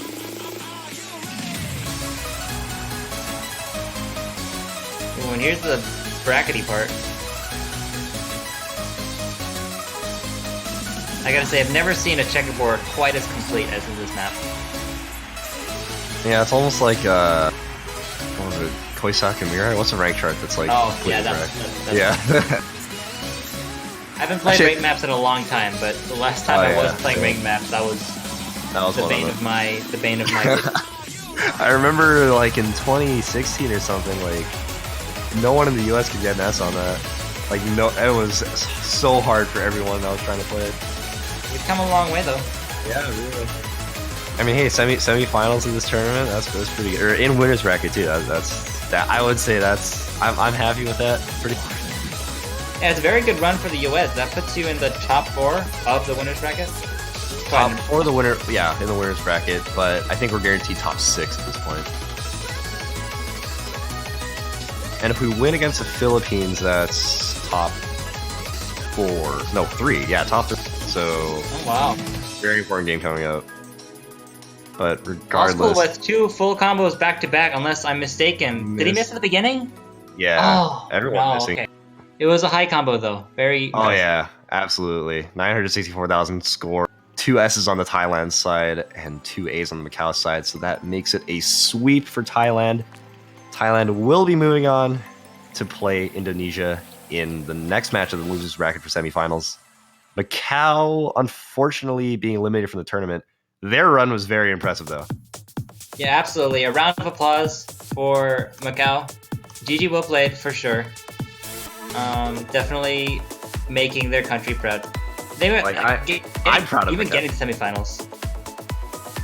Yeah, I am definitely like that. It's a good feeling, like seeing a country like sort of like an underdog, like make it that far in the tournament. Like them beating Sweden was very, very impressive at least in my eyes. Very, very well played from Macau. I really appreciate their efforts, and hopefully next year we'll maybe see a similar performance, if not better. Now, how do we break the news to all the people that we convinced to buy Macau banners? I mean, I'm still just as happy with mine, so no worries there. I'm definitely gonna be keeping mine for sure. All right. Unless, of course, you know, there's another team that's still in the tournament that would love support, like the USA.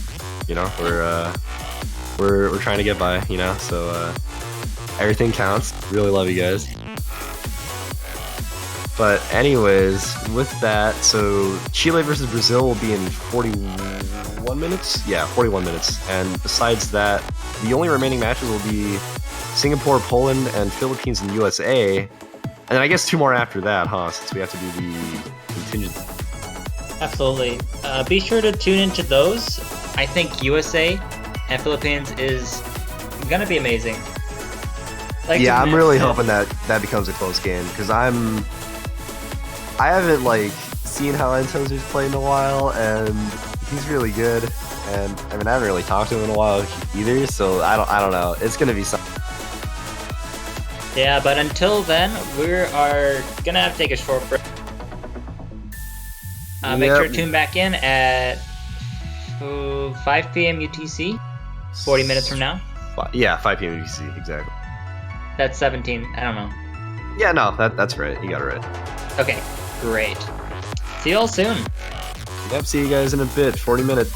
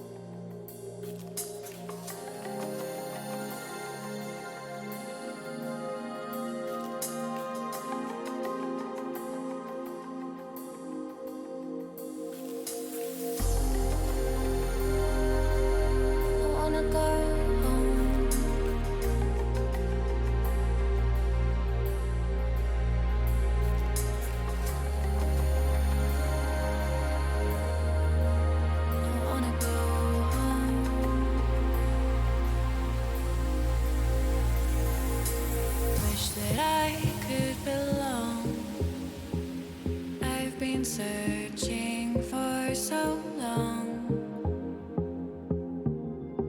This place I'm in makes me feel numb. I just want to find someone.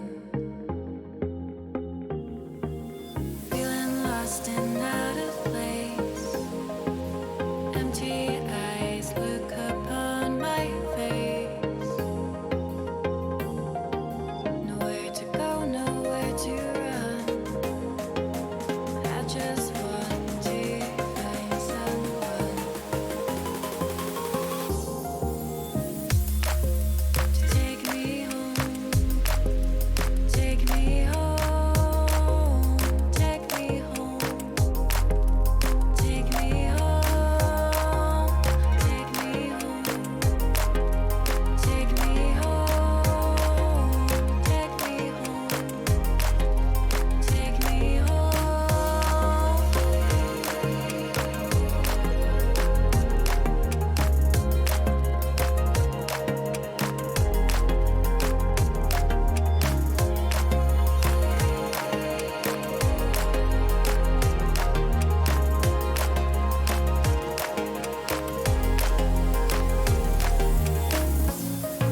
Take me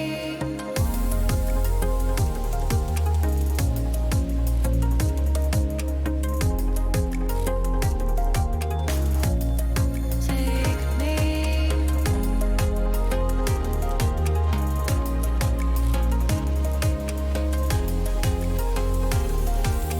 Wish that I could belong. I've been searching for so long. This place I'm in makes me feel numb. I just want to find someone.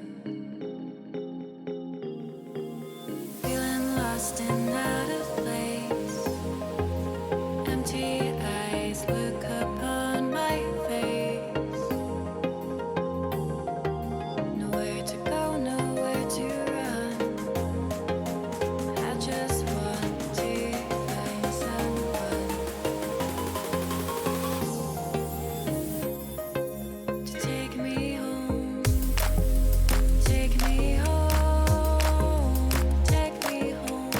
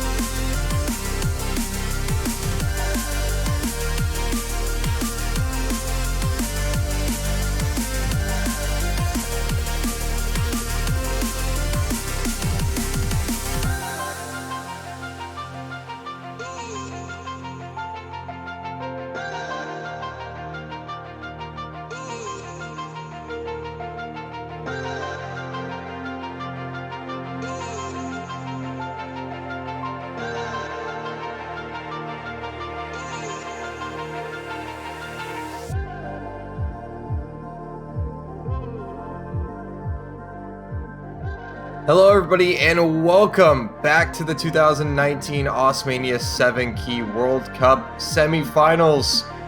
Here for the next match with you is myself, Dolan, joined by Stupid Man. Hello, everyone. We got a really exciting match coming up here, Chile versus Brazil. We had the chat actually a little hyped up a bit too much earlier on with these two teams here, both South American, both pretty close countries, so I feel like there's a little sense of rivalry. Yeah, definitely that geographic rivalry, but these two teams, both very good countries when it comes to Mania. I think Brazil's going to have the slight upper edge, but Chile definitely has a team that can get it done. Yeah, we've seen earlier, like, Matias doing pretty decent on some of the rice picks, and I mean, Scallum, he's had a history, a pretty long history of, playing Mania, being a part of this game, and his skill definitely.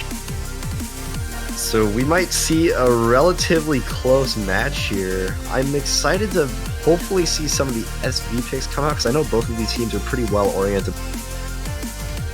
Oh yeah, that'd be really awesome to see some of the SV picks come out. Always entertaining to watch. But as we get a look at the bracket, and we got to talk about what's happened outside of this match, and as you can see, Korea in the losers bracket.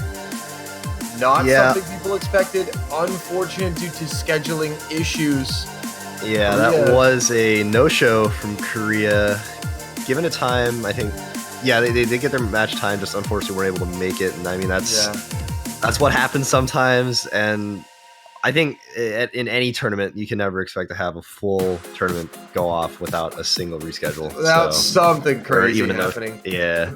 So, I mean, this just happened for 7 Key World Cup 2019. Unfortunate, but those are just the circumstances. Yeah, Korea not eliminated. Obviously, they dropped to the losers bracket, but that means China are guaranteed to stand on the podium this year. They will place in the top 3, and that means for you guys, the United States and Philippines, that match is going to be so critical. Two great teams. I mean, that match is already going to be historic. Both teams vying for a medal, but now it's basically a chance to not face Korea in winners bracket finals and make it to the grand finals. Yeah, pretty much it's a matter of now, like, whoever wins this match will get 3rd place, and I don't think either of these teams have ever placed, maybe in like 2014 they placed on the podium, but back then they didn't give out 2nd and 3rd place medals or badges, so this is going to be huge for the Philippines and the US, both teams that haven't really made it past the top 3, and I probably, like, since 2014, and the USA actually hasn't even made it that far ever. So really important match coming up there, and I think the loser of that is going to have a lot of trouble playing against Korea just to try to get into that 3rd place spot. But the loser might meet one of these two teams, might meet Chile or Brazil as well. They will have challengers thrown at them. So that match is going to be very critical as we get into warm-ups. But yeah, this one was actually pretty interesting. I'm surprised that it got picked. This is an evening chart, and this is very, very, very similar to this weekend's tiebreaker. This actually might say a lot about who's really going to be taking it from here. Oh yeah. I'm actually very excited for this match, Chile and Brazil. This is I think going to be an absolute treat. Because both countries, you really have your ace players in Scallum and Lopez. And you've just got well-rounded players, too, to round out the roster for both of these teams. Yeah, I will add that I think Silly Fangirl or Nate is very, very strong on 7 Key. It's just a matter of whether or not he practices that much, because I don't think he's been playing 7 Key that often. He's definitely known for sick 4 Key plays, as he says so himself, but regardless, it's sort of it's interesting in the sense that he can still manage to play some of these really, really dense maps without having to practice too much. I think he's still, I mean, if you're just looking at the accuracies right now, both Silly Fangirl and Lopez are outperforming Scallum and Matias and are winning by quite a bit here. So at least if this goes to tiebreaker, this could be that could say something favorite Brazil. The tiebreak.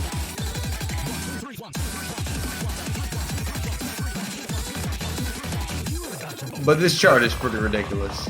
Oh yeah, it absolutely is. I would argue that this is more like finals level. And that being said, the tiebreaker for this weekend is finals. So if this match does go the distance, we've got probably an inherent advantage for Brazil here.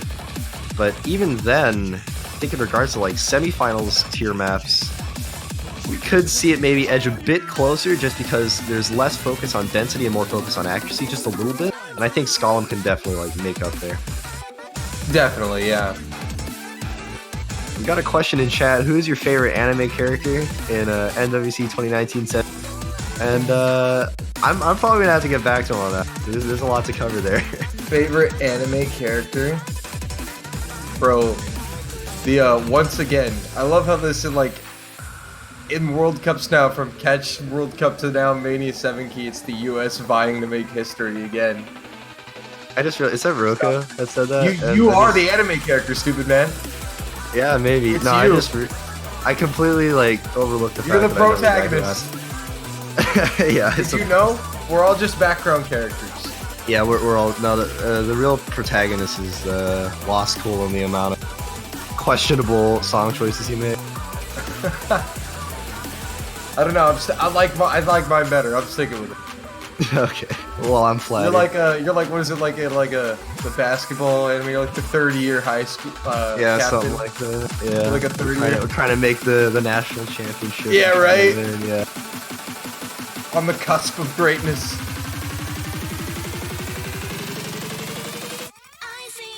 Hopefully that answers your question, Twitch chat. There you go. Somebody says that Yaya is their favorite anime character. There you go. That's 2 for 2 in the USA team. Yeah, that's right. Or 2 for 4, I suppose. I don't want to discount Completely anything. unbiased, by the way. Yeah, not completely unbiased. And I will, of course, will never be biased against a country like Chile that would never have stolen my state's flag. Yeah, we've actually got Texas versus Brazil right now. Texas versus Brazil. Yeah. Well, Juan Crystal's the secret villain. Well, that sounds about right. Secret villain. Yeah.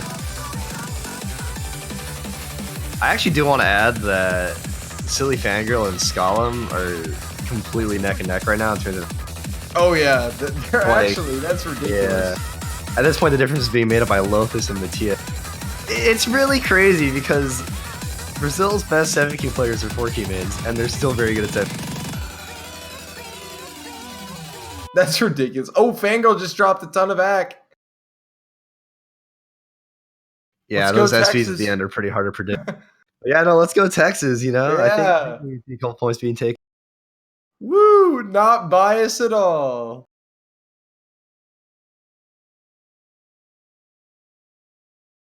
Why would it be Texas and Poland versus Brazil? This is just Texas. Just Texas, yeah. Just Texas. Just Texas. Yeah, we got anybody from Texas here in the chat? I think we saw a couple here already. Yup. Let's go. Yeah, then you got me from California. Totally not the biggest state ever. Totally not the mortal enemy of Texas. Totally. Yeah, exactly. Totally not a poor excuse of a state. Damn, alright. I see. I said it wasn't. It's funny, no. We got for the USA. We're just waiting for got- you guys to snap off into the ocean, just waiting for the San Andreas Fault to take y'all away. Oh man, yeah, no kidding. We're like You do have better weather though. I will admit that. Yeah. I will admit that. Our weather is awful. We've got a fault line near me that's like 40 years overdue. So at any point here, I don't know, man. I might be going. Remco, don't you dare. Yeah, You're not even from California. Yeah. You're not even from this country. Yeah, he's a fake Californian. We don't Hey, like wait, that from around here. Germany. Saxony. Yeah, I was in Leipzig. Let's go Saxony. It's a little German geography there for you. It's East Germany. All right, Saxony, you're guys. OSU Geography V champion. Welcome We to should the make that happen. welcome to the OS Geography Hour. Welcome to the OSU Geography World Cup. We're joined by Oh Dolan. yeah. Yeah, boys. You're gonna learn where stuff is. It's been raining in LA. But I mean, That's the pride. but everybody knows Texas is just better. I wouldn't go there. I wouldn't go there. Have you had our food? Have you had In-N-Out Burger? That's the. We have it too. We have it like too. one or We something. have a handful of them. A handful. Oh, so It's you 5 don't wanna fingers on ruin one it. hand. It's sacred. Yeah. You don't just throw them everywhere. I suppose.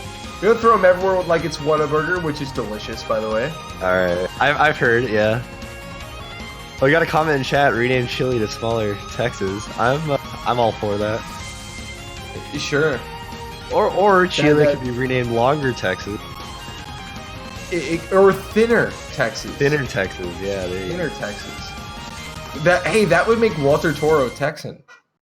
That is true. That is true, yeah. Walter, you're a Texan now. You'd Congrats. be increasing the Texan population.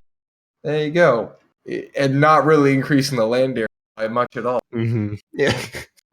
Unfortunately. By the way, we're geographically bigger than California. That is true. That's also true. But you got geographically a lot more nothing to cover. Excuse me? I think you mean more beautiful landscape. Hey, we got the mountains. NorCal is actually quite beautiful. Yeah, I'm blessed to live here, I suppose. Yeah, but just everything's expensive. Yeah, no kidding. Yeah. Yeah. That's like one of my main concerns because That's like, what- why yeah, is everything That so is expensive? honestly, if the cost of living was not so high in California, it would be the perfect place to live. I'm not even gonna lie.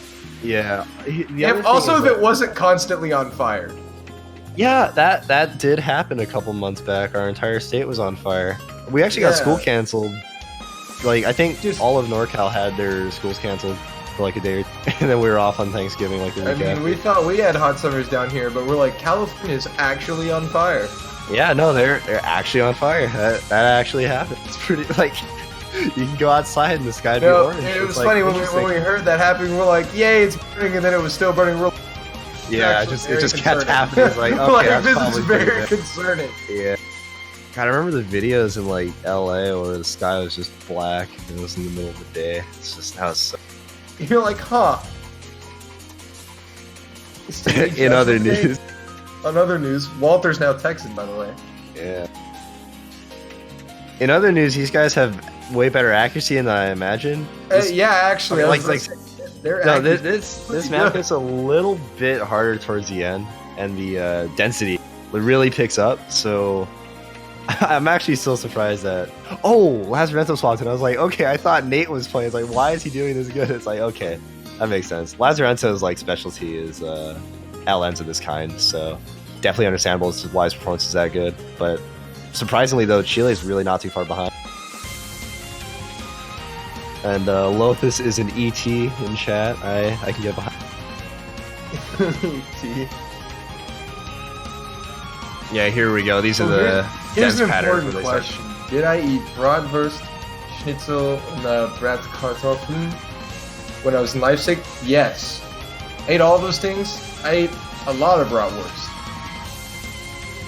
You got the whole cultural experience, dude. Dude, That's I good. ate my weight in Bratwurst, and I drank my weight in beer. Oh jeez, wait, look at these LNs for a second. Everyone is just completely dying. Oh my goodness. Nobody Yeah, can handle this these is- noodles. Except for Lazarento, apparently. Lazarento, yeah, He's except for holding- Lazarento, okay. Sort of holding up, sort of. Boom! The Castle Curse is back. Yeah, he's comboing better than the rest of those guys for sure, though. That's for sure. Indeed, he Man. was. Matthias and Skallen both had around mid 98%. Lothus and Lazarento just very low 99, and they all dropped like 3 to 4%. Yeah. Only Lazarento able to handle the thick ramen at the end. Thick noodles. Some I'm thick- actually expecting, like, just based off that warm up of Fire Brazil, I just immediately take note and say we got to pick LNs. We have to pick LNs because this is looking like guaranteed points for Brazil right now. And on that note, Chile probably wanting to pick some more BMS oriented stuff. literally just anything else. Yeah. With that though, we are getting into roll, and The most important part, chat, please guess the rules. I yeah, wanna see please somebody guess the rules. If someone We gets saw- it I right, saw somebody I will guess give them a one high. correct roll once. Somebody guessed one of the rolls correctly. 99? 99! That's the second time I've reacted with a number from Loth. First one is 8, about a couple months back. What? Yeah, 90. 99! We had a 97 last match, so that's something's going on. Jeez. BanterBot's feeling really generous today. Anyways, yeah, totally not, but Not rigged at all. That was, yeah. Chile will be banning first. I'm gonna guess an LN map. indoor Kanara track maker or something, maybe. I think. Yeah, I could see that actually. Because the thing is, I think with SPs, these two maps, this map pool, are very, like, they're pretty hard to learn. We even saw, like, last match where only one person got an S on the indoor Kanara track. So, you know, we'll see. Although, actually, Rock Hill could easily be banned. Same with Time to Love. Okay, maybe, yeah. You know what? There's a Definitely lot onto of something. potential There's bans. there's a lot, yeah. No kidding. He's sitting here, Stuben's like, man, what are we gonna ban? Yeah, that's what I'm What saying. are we gonna ban? We play Philippines. Yeah, our match is just too important. We're just like, Time oh, to they Love. do ban Time to Love. Okay, that's fair. Because Time to Love is very unique in terms of like the LNs that it tests, and if someone's not used to those kind of LNs, then totally understandable why they ban it. So that being said, Brazil will ban, and probably... Alright, let's go Eternal Drain. I really don't know what they'll ban. Hagoromo. So they didn't practice Hagoromo. Either that, or they're probably just too concerned about playing SPs against Chile, which is also very understandable. Yeah, I mean, So... that makes sense. So bans out of the way, and that means Brazil's gonna open it with their first pick. probably deciding on what to pick here. Consulting outside of the chat, apparently. Considering Lothus wants See, somebody wanted to go to Discord.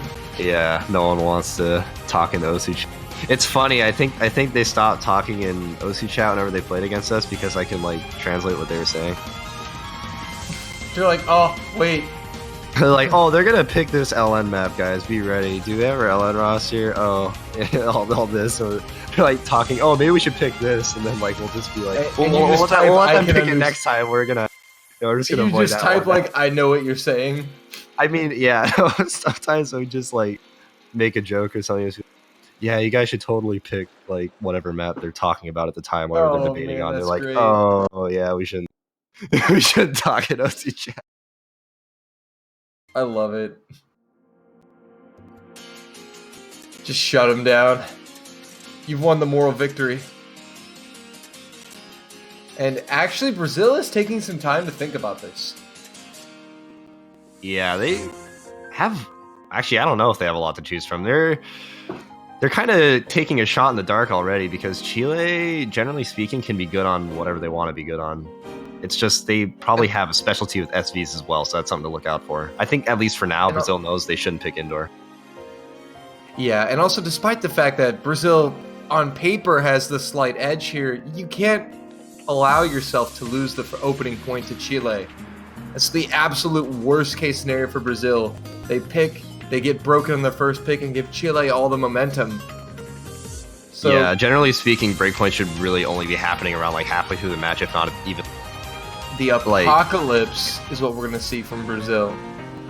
That's fairly surprising. That's an LN map that very stair like release oriented, and it's definitely going to be hard to time. I think the question now is going to be who just times it better. And actually, there is also the possibility that Chile misses a lot, because I know Matthias is having a lot of issues on their warm-up, Kronos. So maybe Brazil will be taking advantage of that, and they do have their LN roster right now.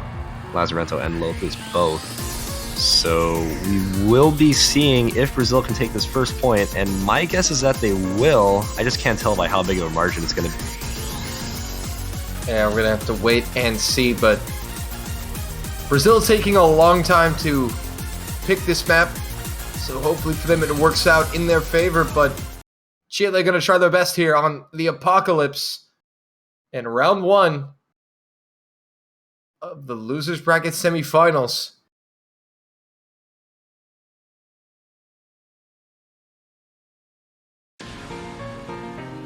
And here we go.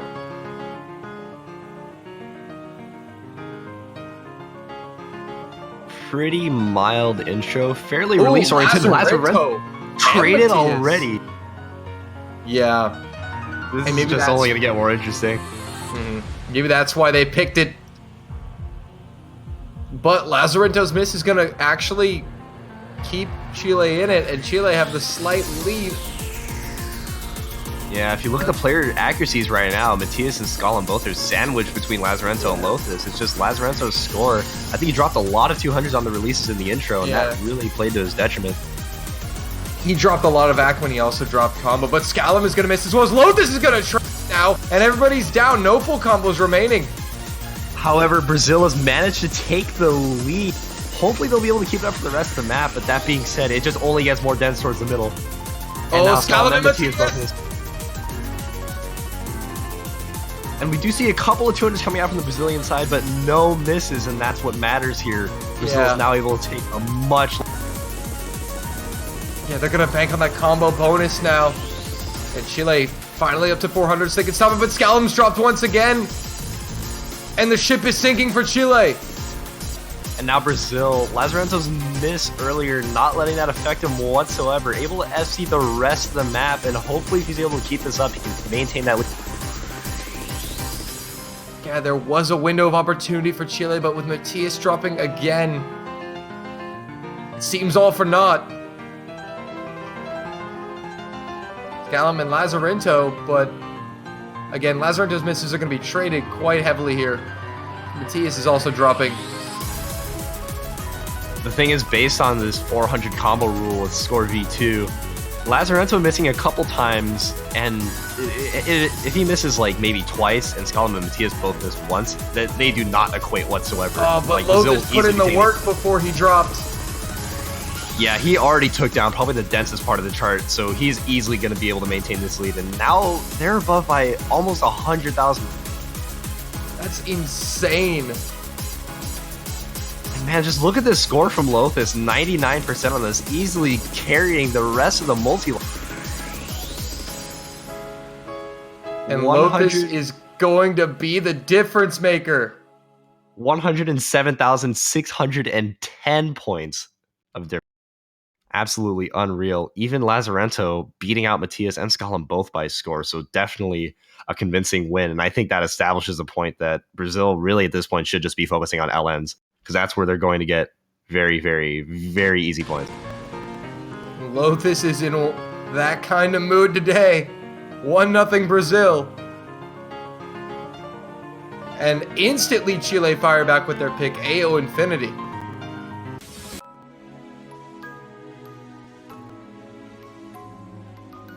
Definitely an understandable pick. Exact opposite of LNs, and nothing to really worry about on that end. And I know it's probably going to be more comfortable with AO Infinity, at least compared to the Apocalypse. So hopefully we could see a bit of a closer scoreline here. Looks like we get Silly Fangirl in for Lazarent. And for those of you asking in the chat, no, Poland and Singapore have not played yet. They will play tomorrow. The schedule is available on the wiki.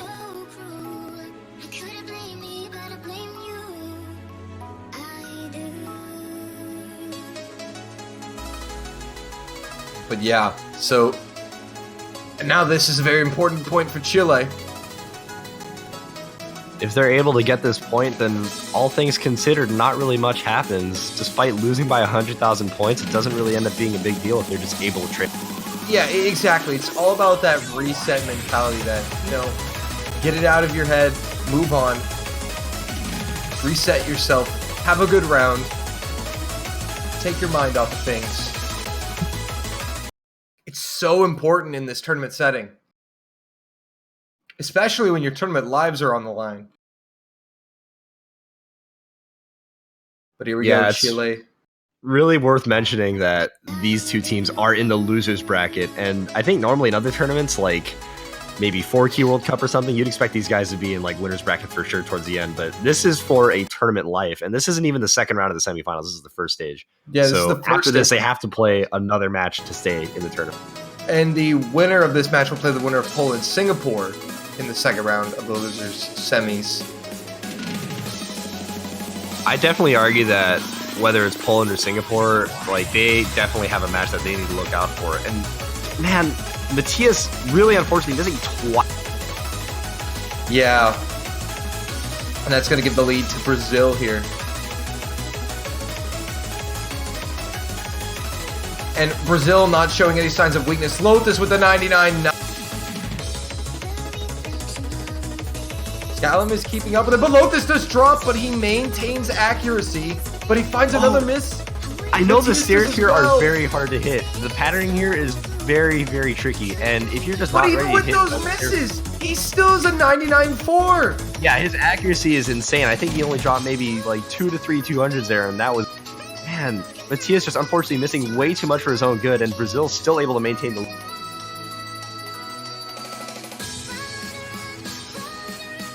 Oh, wow. And now Silly Fangirl Lotus with identical accuracies. As Matias struggles, Scallum does drop. And now Scallum has the same act. Double miss from Lotus and Scallum. Matias dropping as well. Silly Fangirl keeping up the combo, getting the full combo bonus. Yeah, we need to seriously note here that the main reason why Brazil has such a high score right now is because Silly Fangirl has not managed to drop combo yet, and those misses are so detrimental on Score V2. And if you've got it totally secured. And also, when Lotus has missed, he has not dropped a significant amount of accuracy with that. That's also very important, too. But Matias has just been constantly missing, and Scallum now finding the occasional miss, too, with good accuracy, but unfortunately, Matias, the odd man out here. Silly Fangirl finally missing, but it's just not good enough. He's Not, done I guess so not much. bad enough, really. For yeah, exactly. He's Yeah, really just done that. I mean, there's really not much Chile can do here. As long as Brazil pass the map, they're going to take this point. Oh, whoa, Lotus Lotus. struggling. Hold up. But Matias Wow. as well. A little scary towards the end, but Brazil are going to be taking the break point. Colin 2-0. actually getting the highest score in the lobby. What a good 200 count, at least from Scotland. That was very. That was very impressive, yeah. Even though Silly Fangirl with the 2 miss, Scallum with the highest score due to the accuracy, finishing in the 99s. Very impressive stuff. And now it's back in Brazil's park, and man, it's like we already got a break point this early on, and I would imagine Chile's picks would consist of either Ice Angel, Protoflicker, or Ponpon Pompoko, I guess. Because I really doubt either team wants to play Eternal Drain, and especially if they're Chile, playing Eternal Drain against Silly Fangirl is probably death sentence. Yeah, absolutely. And Brazil now really have a chance to run away with this here if they can get away with another break point after their own pick. Makeruza coming out from Brazil. Ooh. Bit of an interesting one here. They start with strictly LNs, and out of the rest of the LN picks, they just move into mixed. Definitely a more technical pick here, but knowing how Chile is consistently like combo breaking and maybe not getting the best accuracy, I think this plays really well in the Brazil.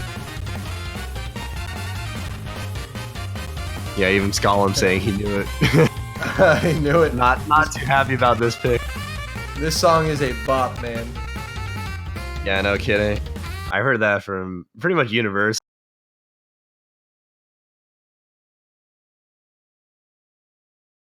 Makeruza coming out from Brazil on their second pick.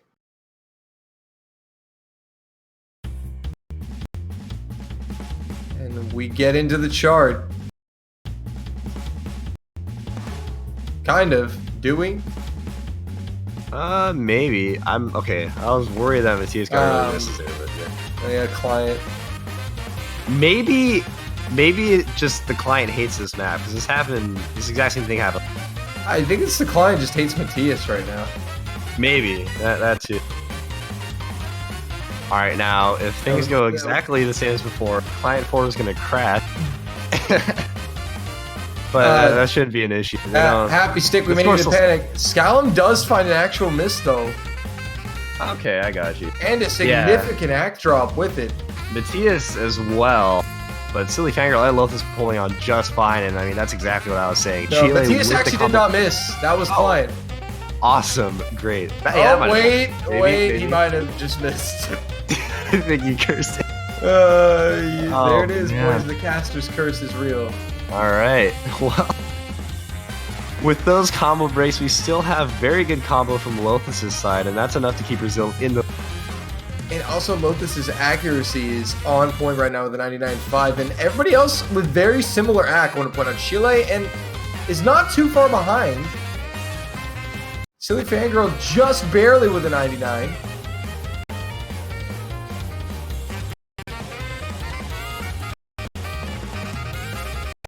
Is that a 99.0 or a 99.8? I can't tell. 99. Okay. Oh, if it was a 99 to 8, I'll... Yeah, that's what I was like, wait. Yeah, no way. I wouldn't even expect, like, Jakods to get a 99.8 on this. I mean, he could, I suppose, but... Nah, that's so far-fetched. Rip client. So someone in chat actually asking, why does semis have more than 4 teams? And there are 4 teams in the winners bracket of semifinals, but considering this is a double elimination tournament, there are, I believe, 4 in the winners bracket, 8 in the losers. Yep. So yeah, so there's 12 teams, and currently these guys are playing for 9th through 12th place, I think, as they're finished. Yeah, the loser here will finish in the 9th to 12th place. And we see multiple misses coming in. But still, Brazil holding steady with the accuracy. Chile, their act is just a little behind. They need to find some consistency, and they may be able to will their way back into it. Yeah, at this point, they just need to hope for the best in terms of Silly Fangirl getting those combo breaks, because he's been the one doing it. And if you look at Scollum's score, his accuracy is pretty much exactly the same as Silly Fangirl's. But Matthias's accuracy is drifted down slowly into the 97s. Yeah, unfortunately, that gap between Lothus and Matthias is just way too much for him to come back. This is definitely looking like a Brazil win here.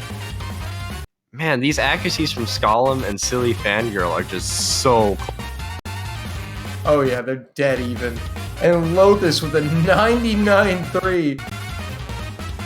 Yeah, what an absolutely unbelievable score from him. Really strong accuracy despite the combo break.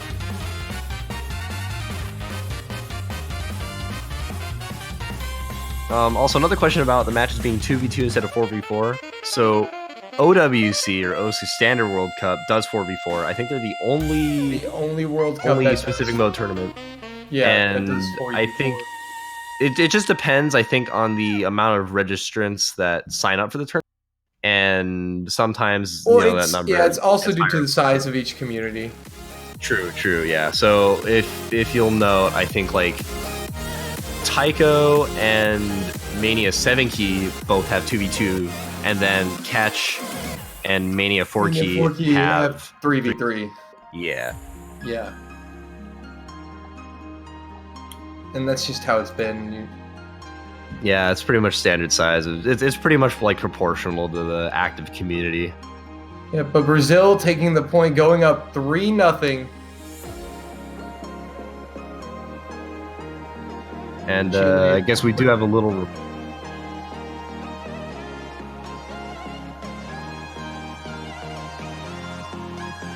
Yeah, it looks like we're going to be resetting the client here to try to fix the technical issues.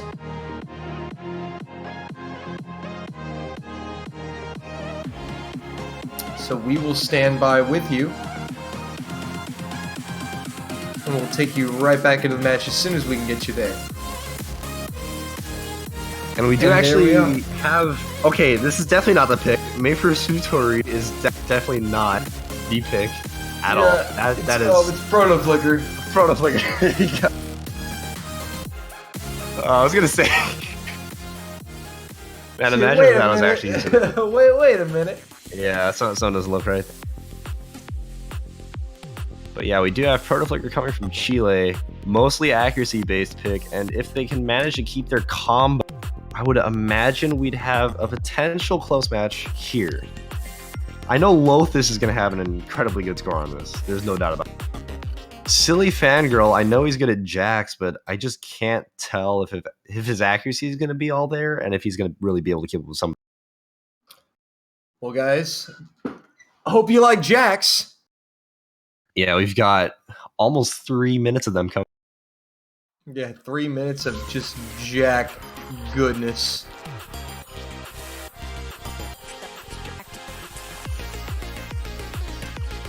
So I think second pick.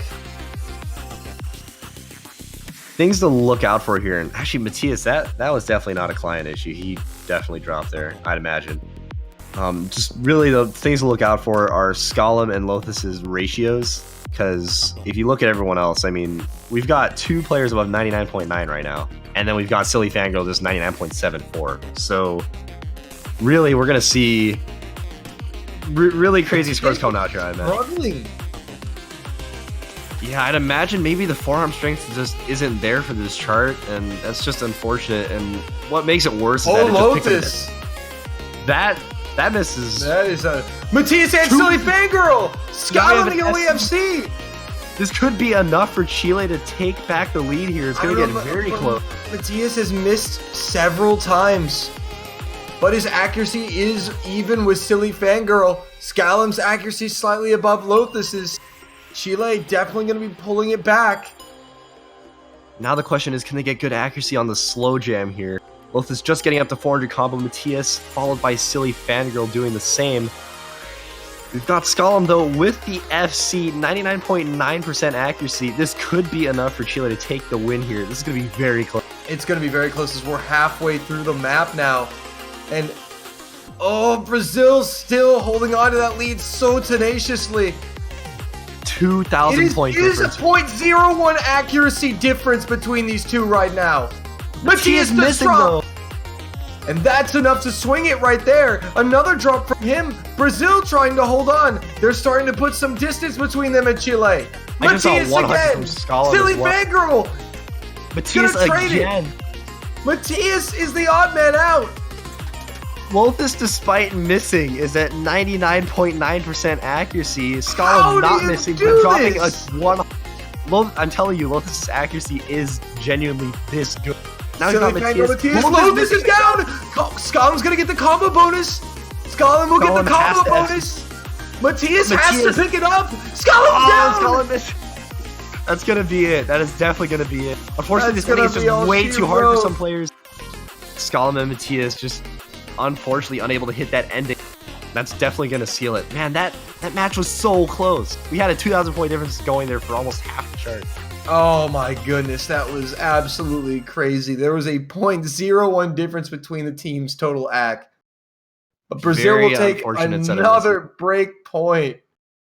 Man, 3 misses from both Lothus and Skalem. But Lothus, look at that score. Only 3 misses, no 200s whatsoever.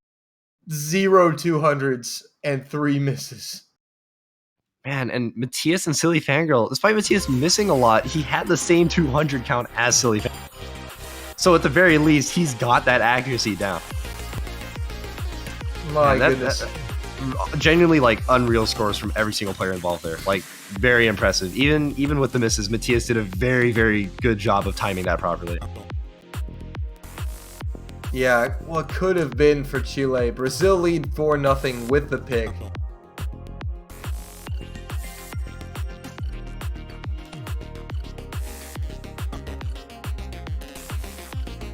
Chile really now in a tight situation.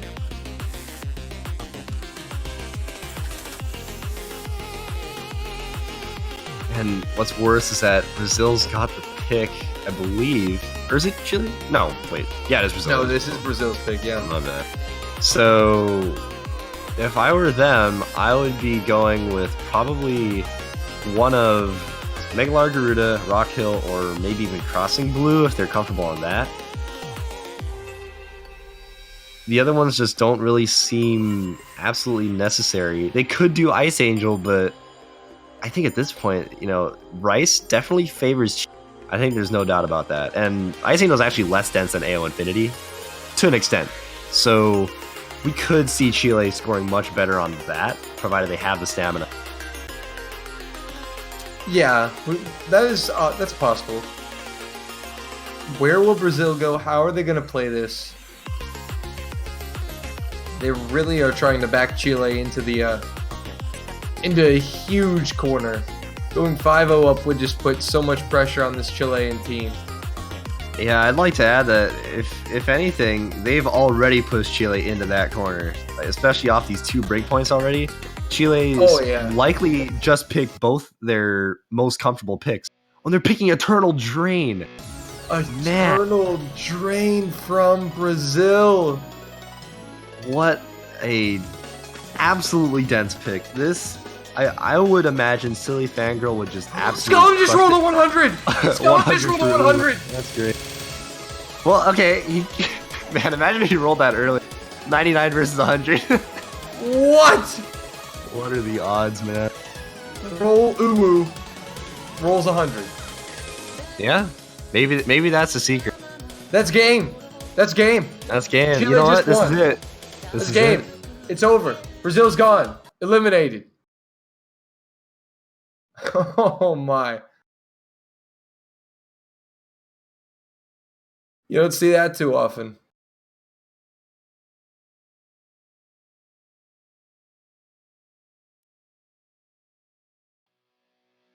If only Chile could perform as well as their roles are now. Yeah, no kidding. They'd be unstoppable. But 2 Lotus misses and already Scallon. just off stairs alone. I think that's going to speak a lot as to what the rest of this chart is going to play out at. Matisse' accuracy, though. If you look at Silly Fangirl's accuracy, On the back, but see, Silly Fangirl's holding stay. Lotus with though. Oh, Scallon, and Matthias. huge rush from the Chilean Lotus side. does drop again, but Silly Fangirl's going to be banking that score advantage. Those accuracies have dropped down to 96, 97 now, just slowly getting back up. Yeah, gotta go to work on the recovery end for Chile here. Matthias finding yet another one. And Scallon and Lotus. Yeah, gonna trade again, and Matthias missing as well. Chile can't find any consistency, and Silly Fangirl is putting in some work. Yeah, like I said, like this really does just come down to Silly Fangirl's performance, and he is absolutely killing it. Just above 99% accuracy right now. Lotus misses right as he gets to 400. Scallon and Lotus! What is with these synchronized misses from these two? And They're yet there's buddies. no misses from Silly Fan at all. None. Scallon and Lotus are miss buddies here. This could be an FC from Silly Fangirl. Now No way. Look at this score difference. We got two 96% accuracies on the Chilean side. Matia's performing just slightly better than Scallon. They missed again. Yeah, no, this part is absolutely brutal, and he does get the FC with a Wow. Yeah, that is insane. Silly Fangirl coming Jeez. in with an FC on Eternal Drain. That is just an insane score gap. 963,153 on Eternal Drain. That is an unbelievable. Can And we Scallon- see some Pog champs in the chat, please? Yeah, no kidding. That's insane. What a play.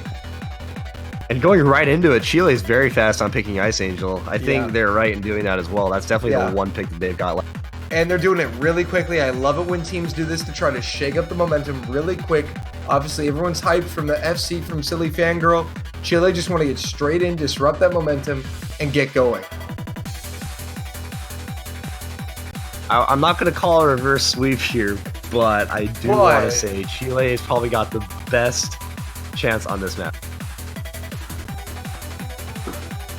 I mean, getting on the board is a goal. It's the goal right now for Chile.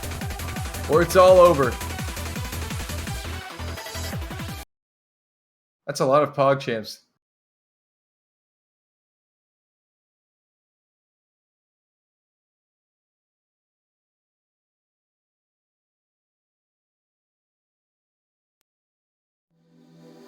But here we go. Ice Angel is Chile's last hope to stay in the 2019 Mania 7 Key World Cup. No substitutions for the entirety of this match for either team. Seems like both Matthias and Silly Fangirl having a little trouble with the accuracy though, but It's Scotland with a very early. Didn't drop too much 400 act, combo. but so is Matthias. So yeah, the fact they're pre-400 is it may come back to help them. But Matthias finding more misses and Lothus, 99.9. Yeah, Lothus is just going all out here, and he's not ready to lose. Not even close. Matthias has to get it together. Lothus does drop.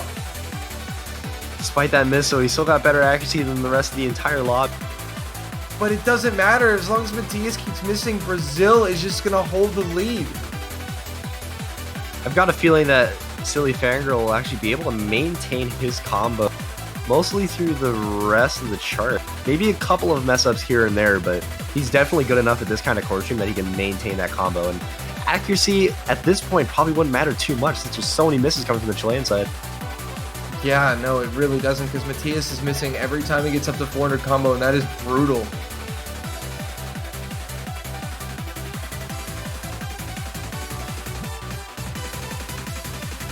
But look at this Brazilian team, though.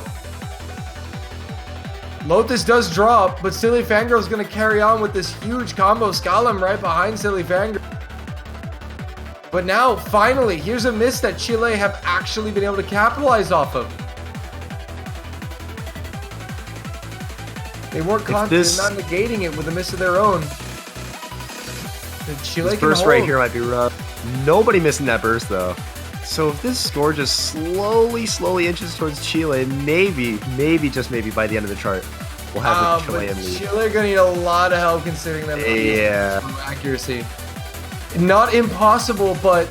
Like someone on the Brazilian side is going to have to... Silly Fangirl drops. Perfect timing. Wait. Oh, Scotland does as well. Trading, though. Although I do want to say... Silly Fangirl rushed a lot of 200s there along with his miss, so that was a lot worse of a miss than Scollum's for sure. Oh, definitely. And now Matthias is the one who's standing tall with the biggest combo. Finally finding that consistency. And it may just keep Chile alive. We still have half the map left to play. It's still anyone's game.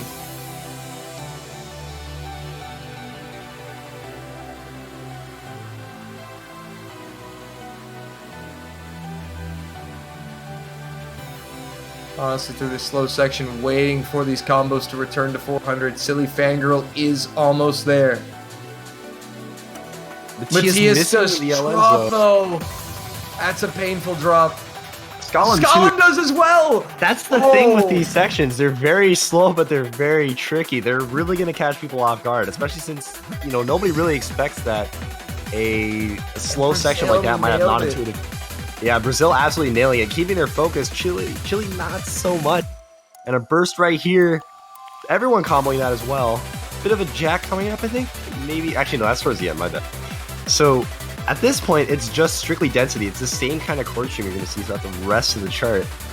And it's looking like at this pace, Brazil's probably going to be taking this one. Yeah, and this looks like it might be Chile's swan song from the World Cup. They're fighting, keeping up the combos, trying to stay in it, waiting for any opportunity they might get. As we enter the final quarter of the map, will Brazil show any misses? Lotus does. They're going to need more.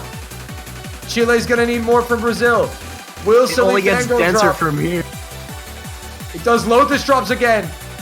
Here come the misses from Brazil. Chile still holding. Will Brazil show them more? Matthias drops as well. Lotus trades it back immediately.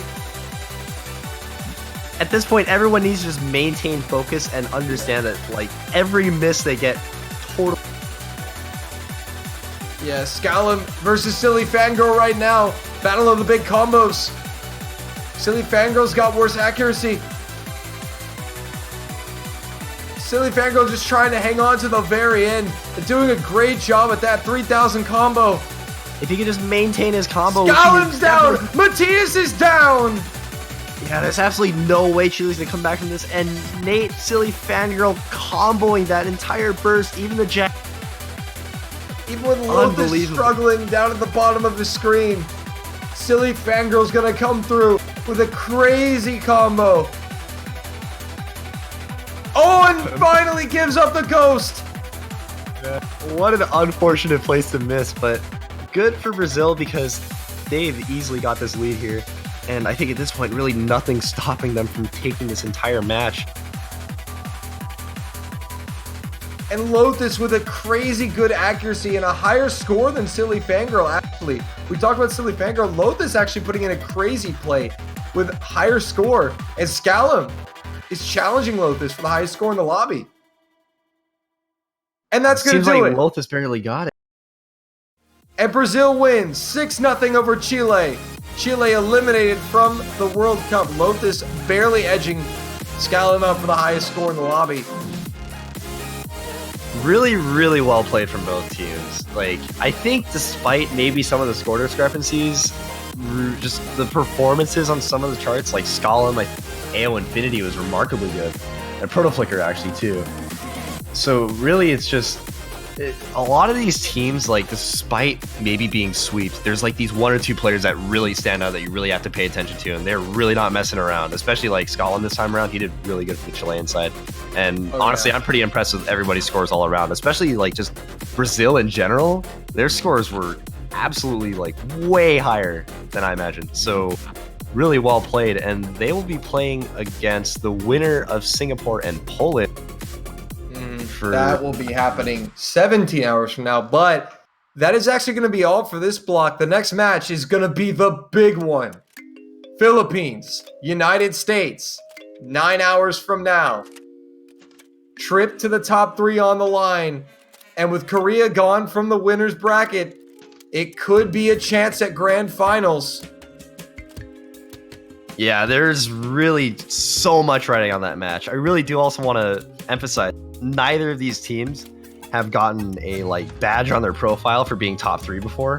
So this is really significant, I think, for both teams involved. I think Philippines hasn't even placed on the podium since 2014. So for both these teams involved, winning this would be unreal. So oh yeah, it's going to definitely be absolute history massive will match. be made. No matter who wins, history will be made. Yep, there are the rosters. That match in 9 hours time, and you definitely don't want to miss it. Both these countries trying to make history for their team and give their teams a solid shot at winning the World Cup. It's up in the air now, really, with Korea in the losers bracket. I mean, they're a great team, but they have to now run the gauntlet. We've seen countries do it before, but they now have to run the gauntlet. And unfortunately, due to a scheduling error, it sent the team to the losers bracket. Now they can't make any mistakes. Yeah, usually Korea's always safely going to grand finals with 2 lives there, and they're pretty much guaranteed that win. But now, if they want to win this tournament, they've got to beat the second place team twice. So they've got a lot of work. Definitely doable for a team like Korea. But again, it's just not what you really want to have to do. Because the team that challenged them is either going to be Thailand or Indonesia, a top-seeded team. Again, all the teams now remaining in the tournament are really, really good teams. You've got Brazil still in it. You've got Thailand and Indonesia still in it. Philippines, United States, China, you know. These are not the easiest teams to put away. Yeah, these are easily And also- like top 6 of the tournament. Also, you've got to consider, even though we're still in the semifinals and we'll be in finals week is going to be week 1. It's going to be a slightly easier pool than finals week 2 if we do have a grand finals pool for this World Cup now. Yeah, we really have to emphasize that the difficulty of this tournament just consistently will ramp up, and these teams are really going to start. I mean, we might see these top seeded teams that are absolutely just paving their way, just plowing through everything in losers bracket and whatnot. Once finals map pool hits, we might start seeing them struggle, and that's gonna be really interesting to watch. Yeah, that is where a team like Korea is going to So I think they've done well to get this far in the tournament, but it's just unfortunate that that one mistake is just going to cost them, you know, or make it harder for them at least. But that's given such a massive opportunity now to everybody else in the winners bracket. You got 3 teams left in the winners bracket. China already guaranteed a top 3 spot in the finals. Philippines, United States will play for the right to challenge them and for a top 3 position. Yeah, it's crazy that in 10 hours we're going to have 2 teams in the winners bracket. Are you ready for this? I have absolutely no idea. I am genuinely scared. Philippines is very. I feel like people underestimate them, so we're really looking forward to this match. Yeah, Philippines, United States. That's honestly probably going to be one of the best matches of the week, in my opinion. With at least. that, I think we'll be taken off here because we do have quite a long wait until that match happens. Yeah, it's like 9 hours. I don't think we're going to stay up for 9 hours. I mean, you never know. I gotta stay for 9 hours. At least. I'm not. I gotta get food. I'm starving. But yeah, I think what else are we forgetting? Oh, of course, banners. Definitely need to get one of those if you haven't already. Do that thing. You can buy them now in the Oz store. They go to support the tournament. You get a cool looking banner of any country in the top 16 that you choose to buy for, even if that country's already eliminated. You're like, I don't care. I love them. Like Macau. Yeah, I have my Macau banner. I'm very happy with it. It's like it's the greatest part of my profile. Yeah, you can still just rock it. So be sure to buy those. You can buy those up until Grand Finals weekend, I believe. Yeah, be sure to get those banners before Grand Finals. And be sure to check out the wiki page if you guys haven't, if you're interested in the results of the matches. There's a stat sheet and everything there. I'll go ahead and try to link that ASAP. And I think with that, we're about done. Yep. So you can also find the schedules on the wiki too. For all your tournament information, please consult the wiki. But yeah, I think we are done here. Yep, so see you guys around in hopefully 9 hours, and definitely be sure to tune in to Philippines versus the USA. It's definitely something you have to watch. I think that's about it, so take care, guys. Thank you so much for watching. We'll see you in 9 hours for Philippines. Goodbye, everybody.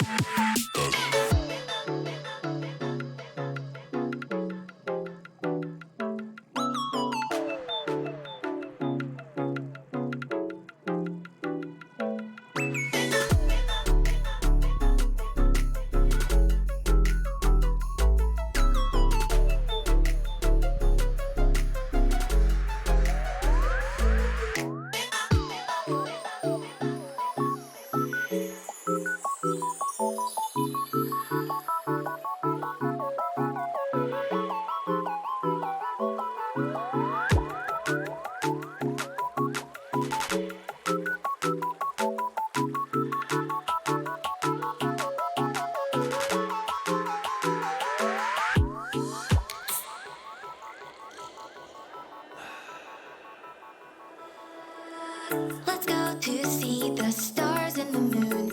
I'd fly far into space as long as I am with you. The light in my bright eyes when you're near.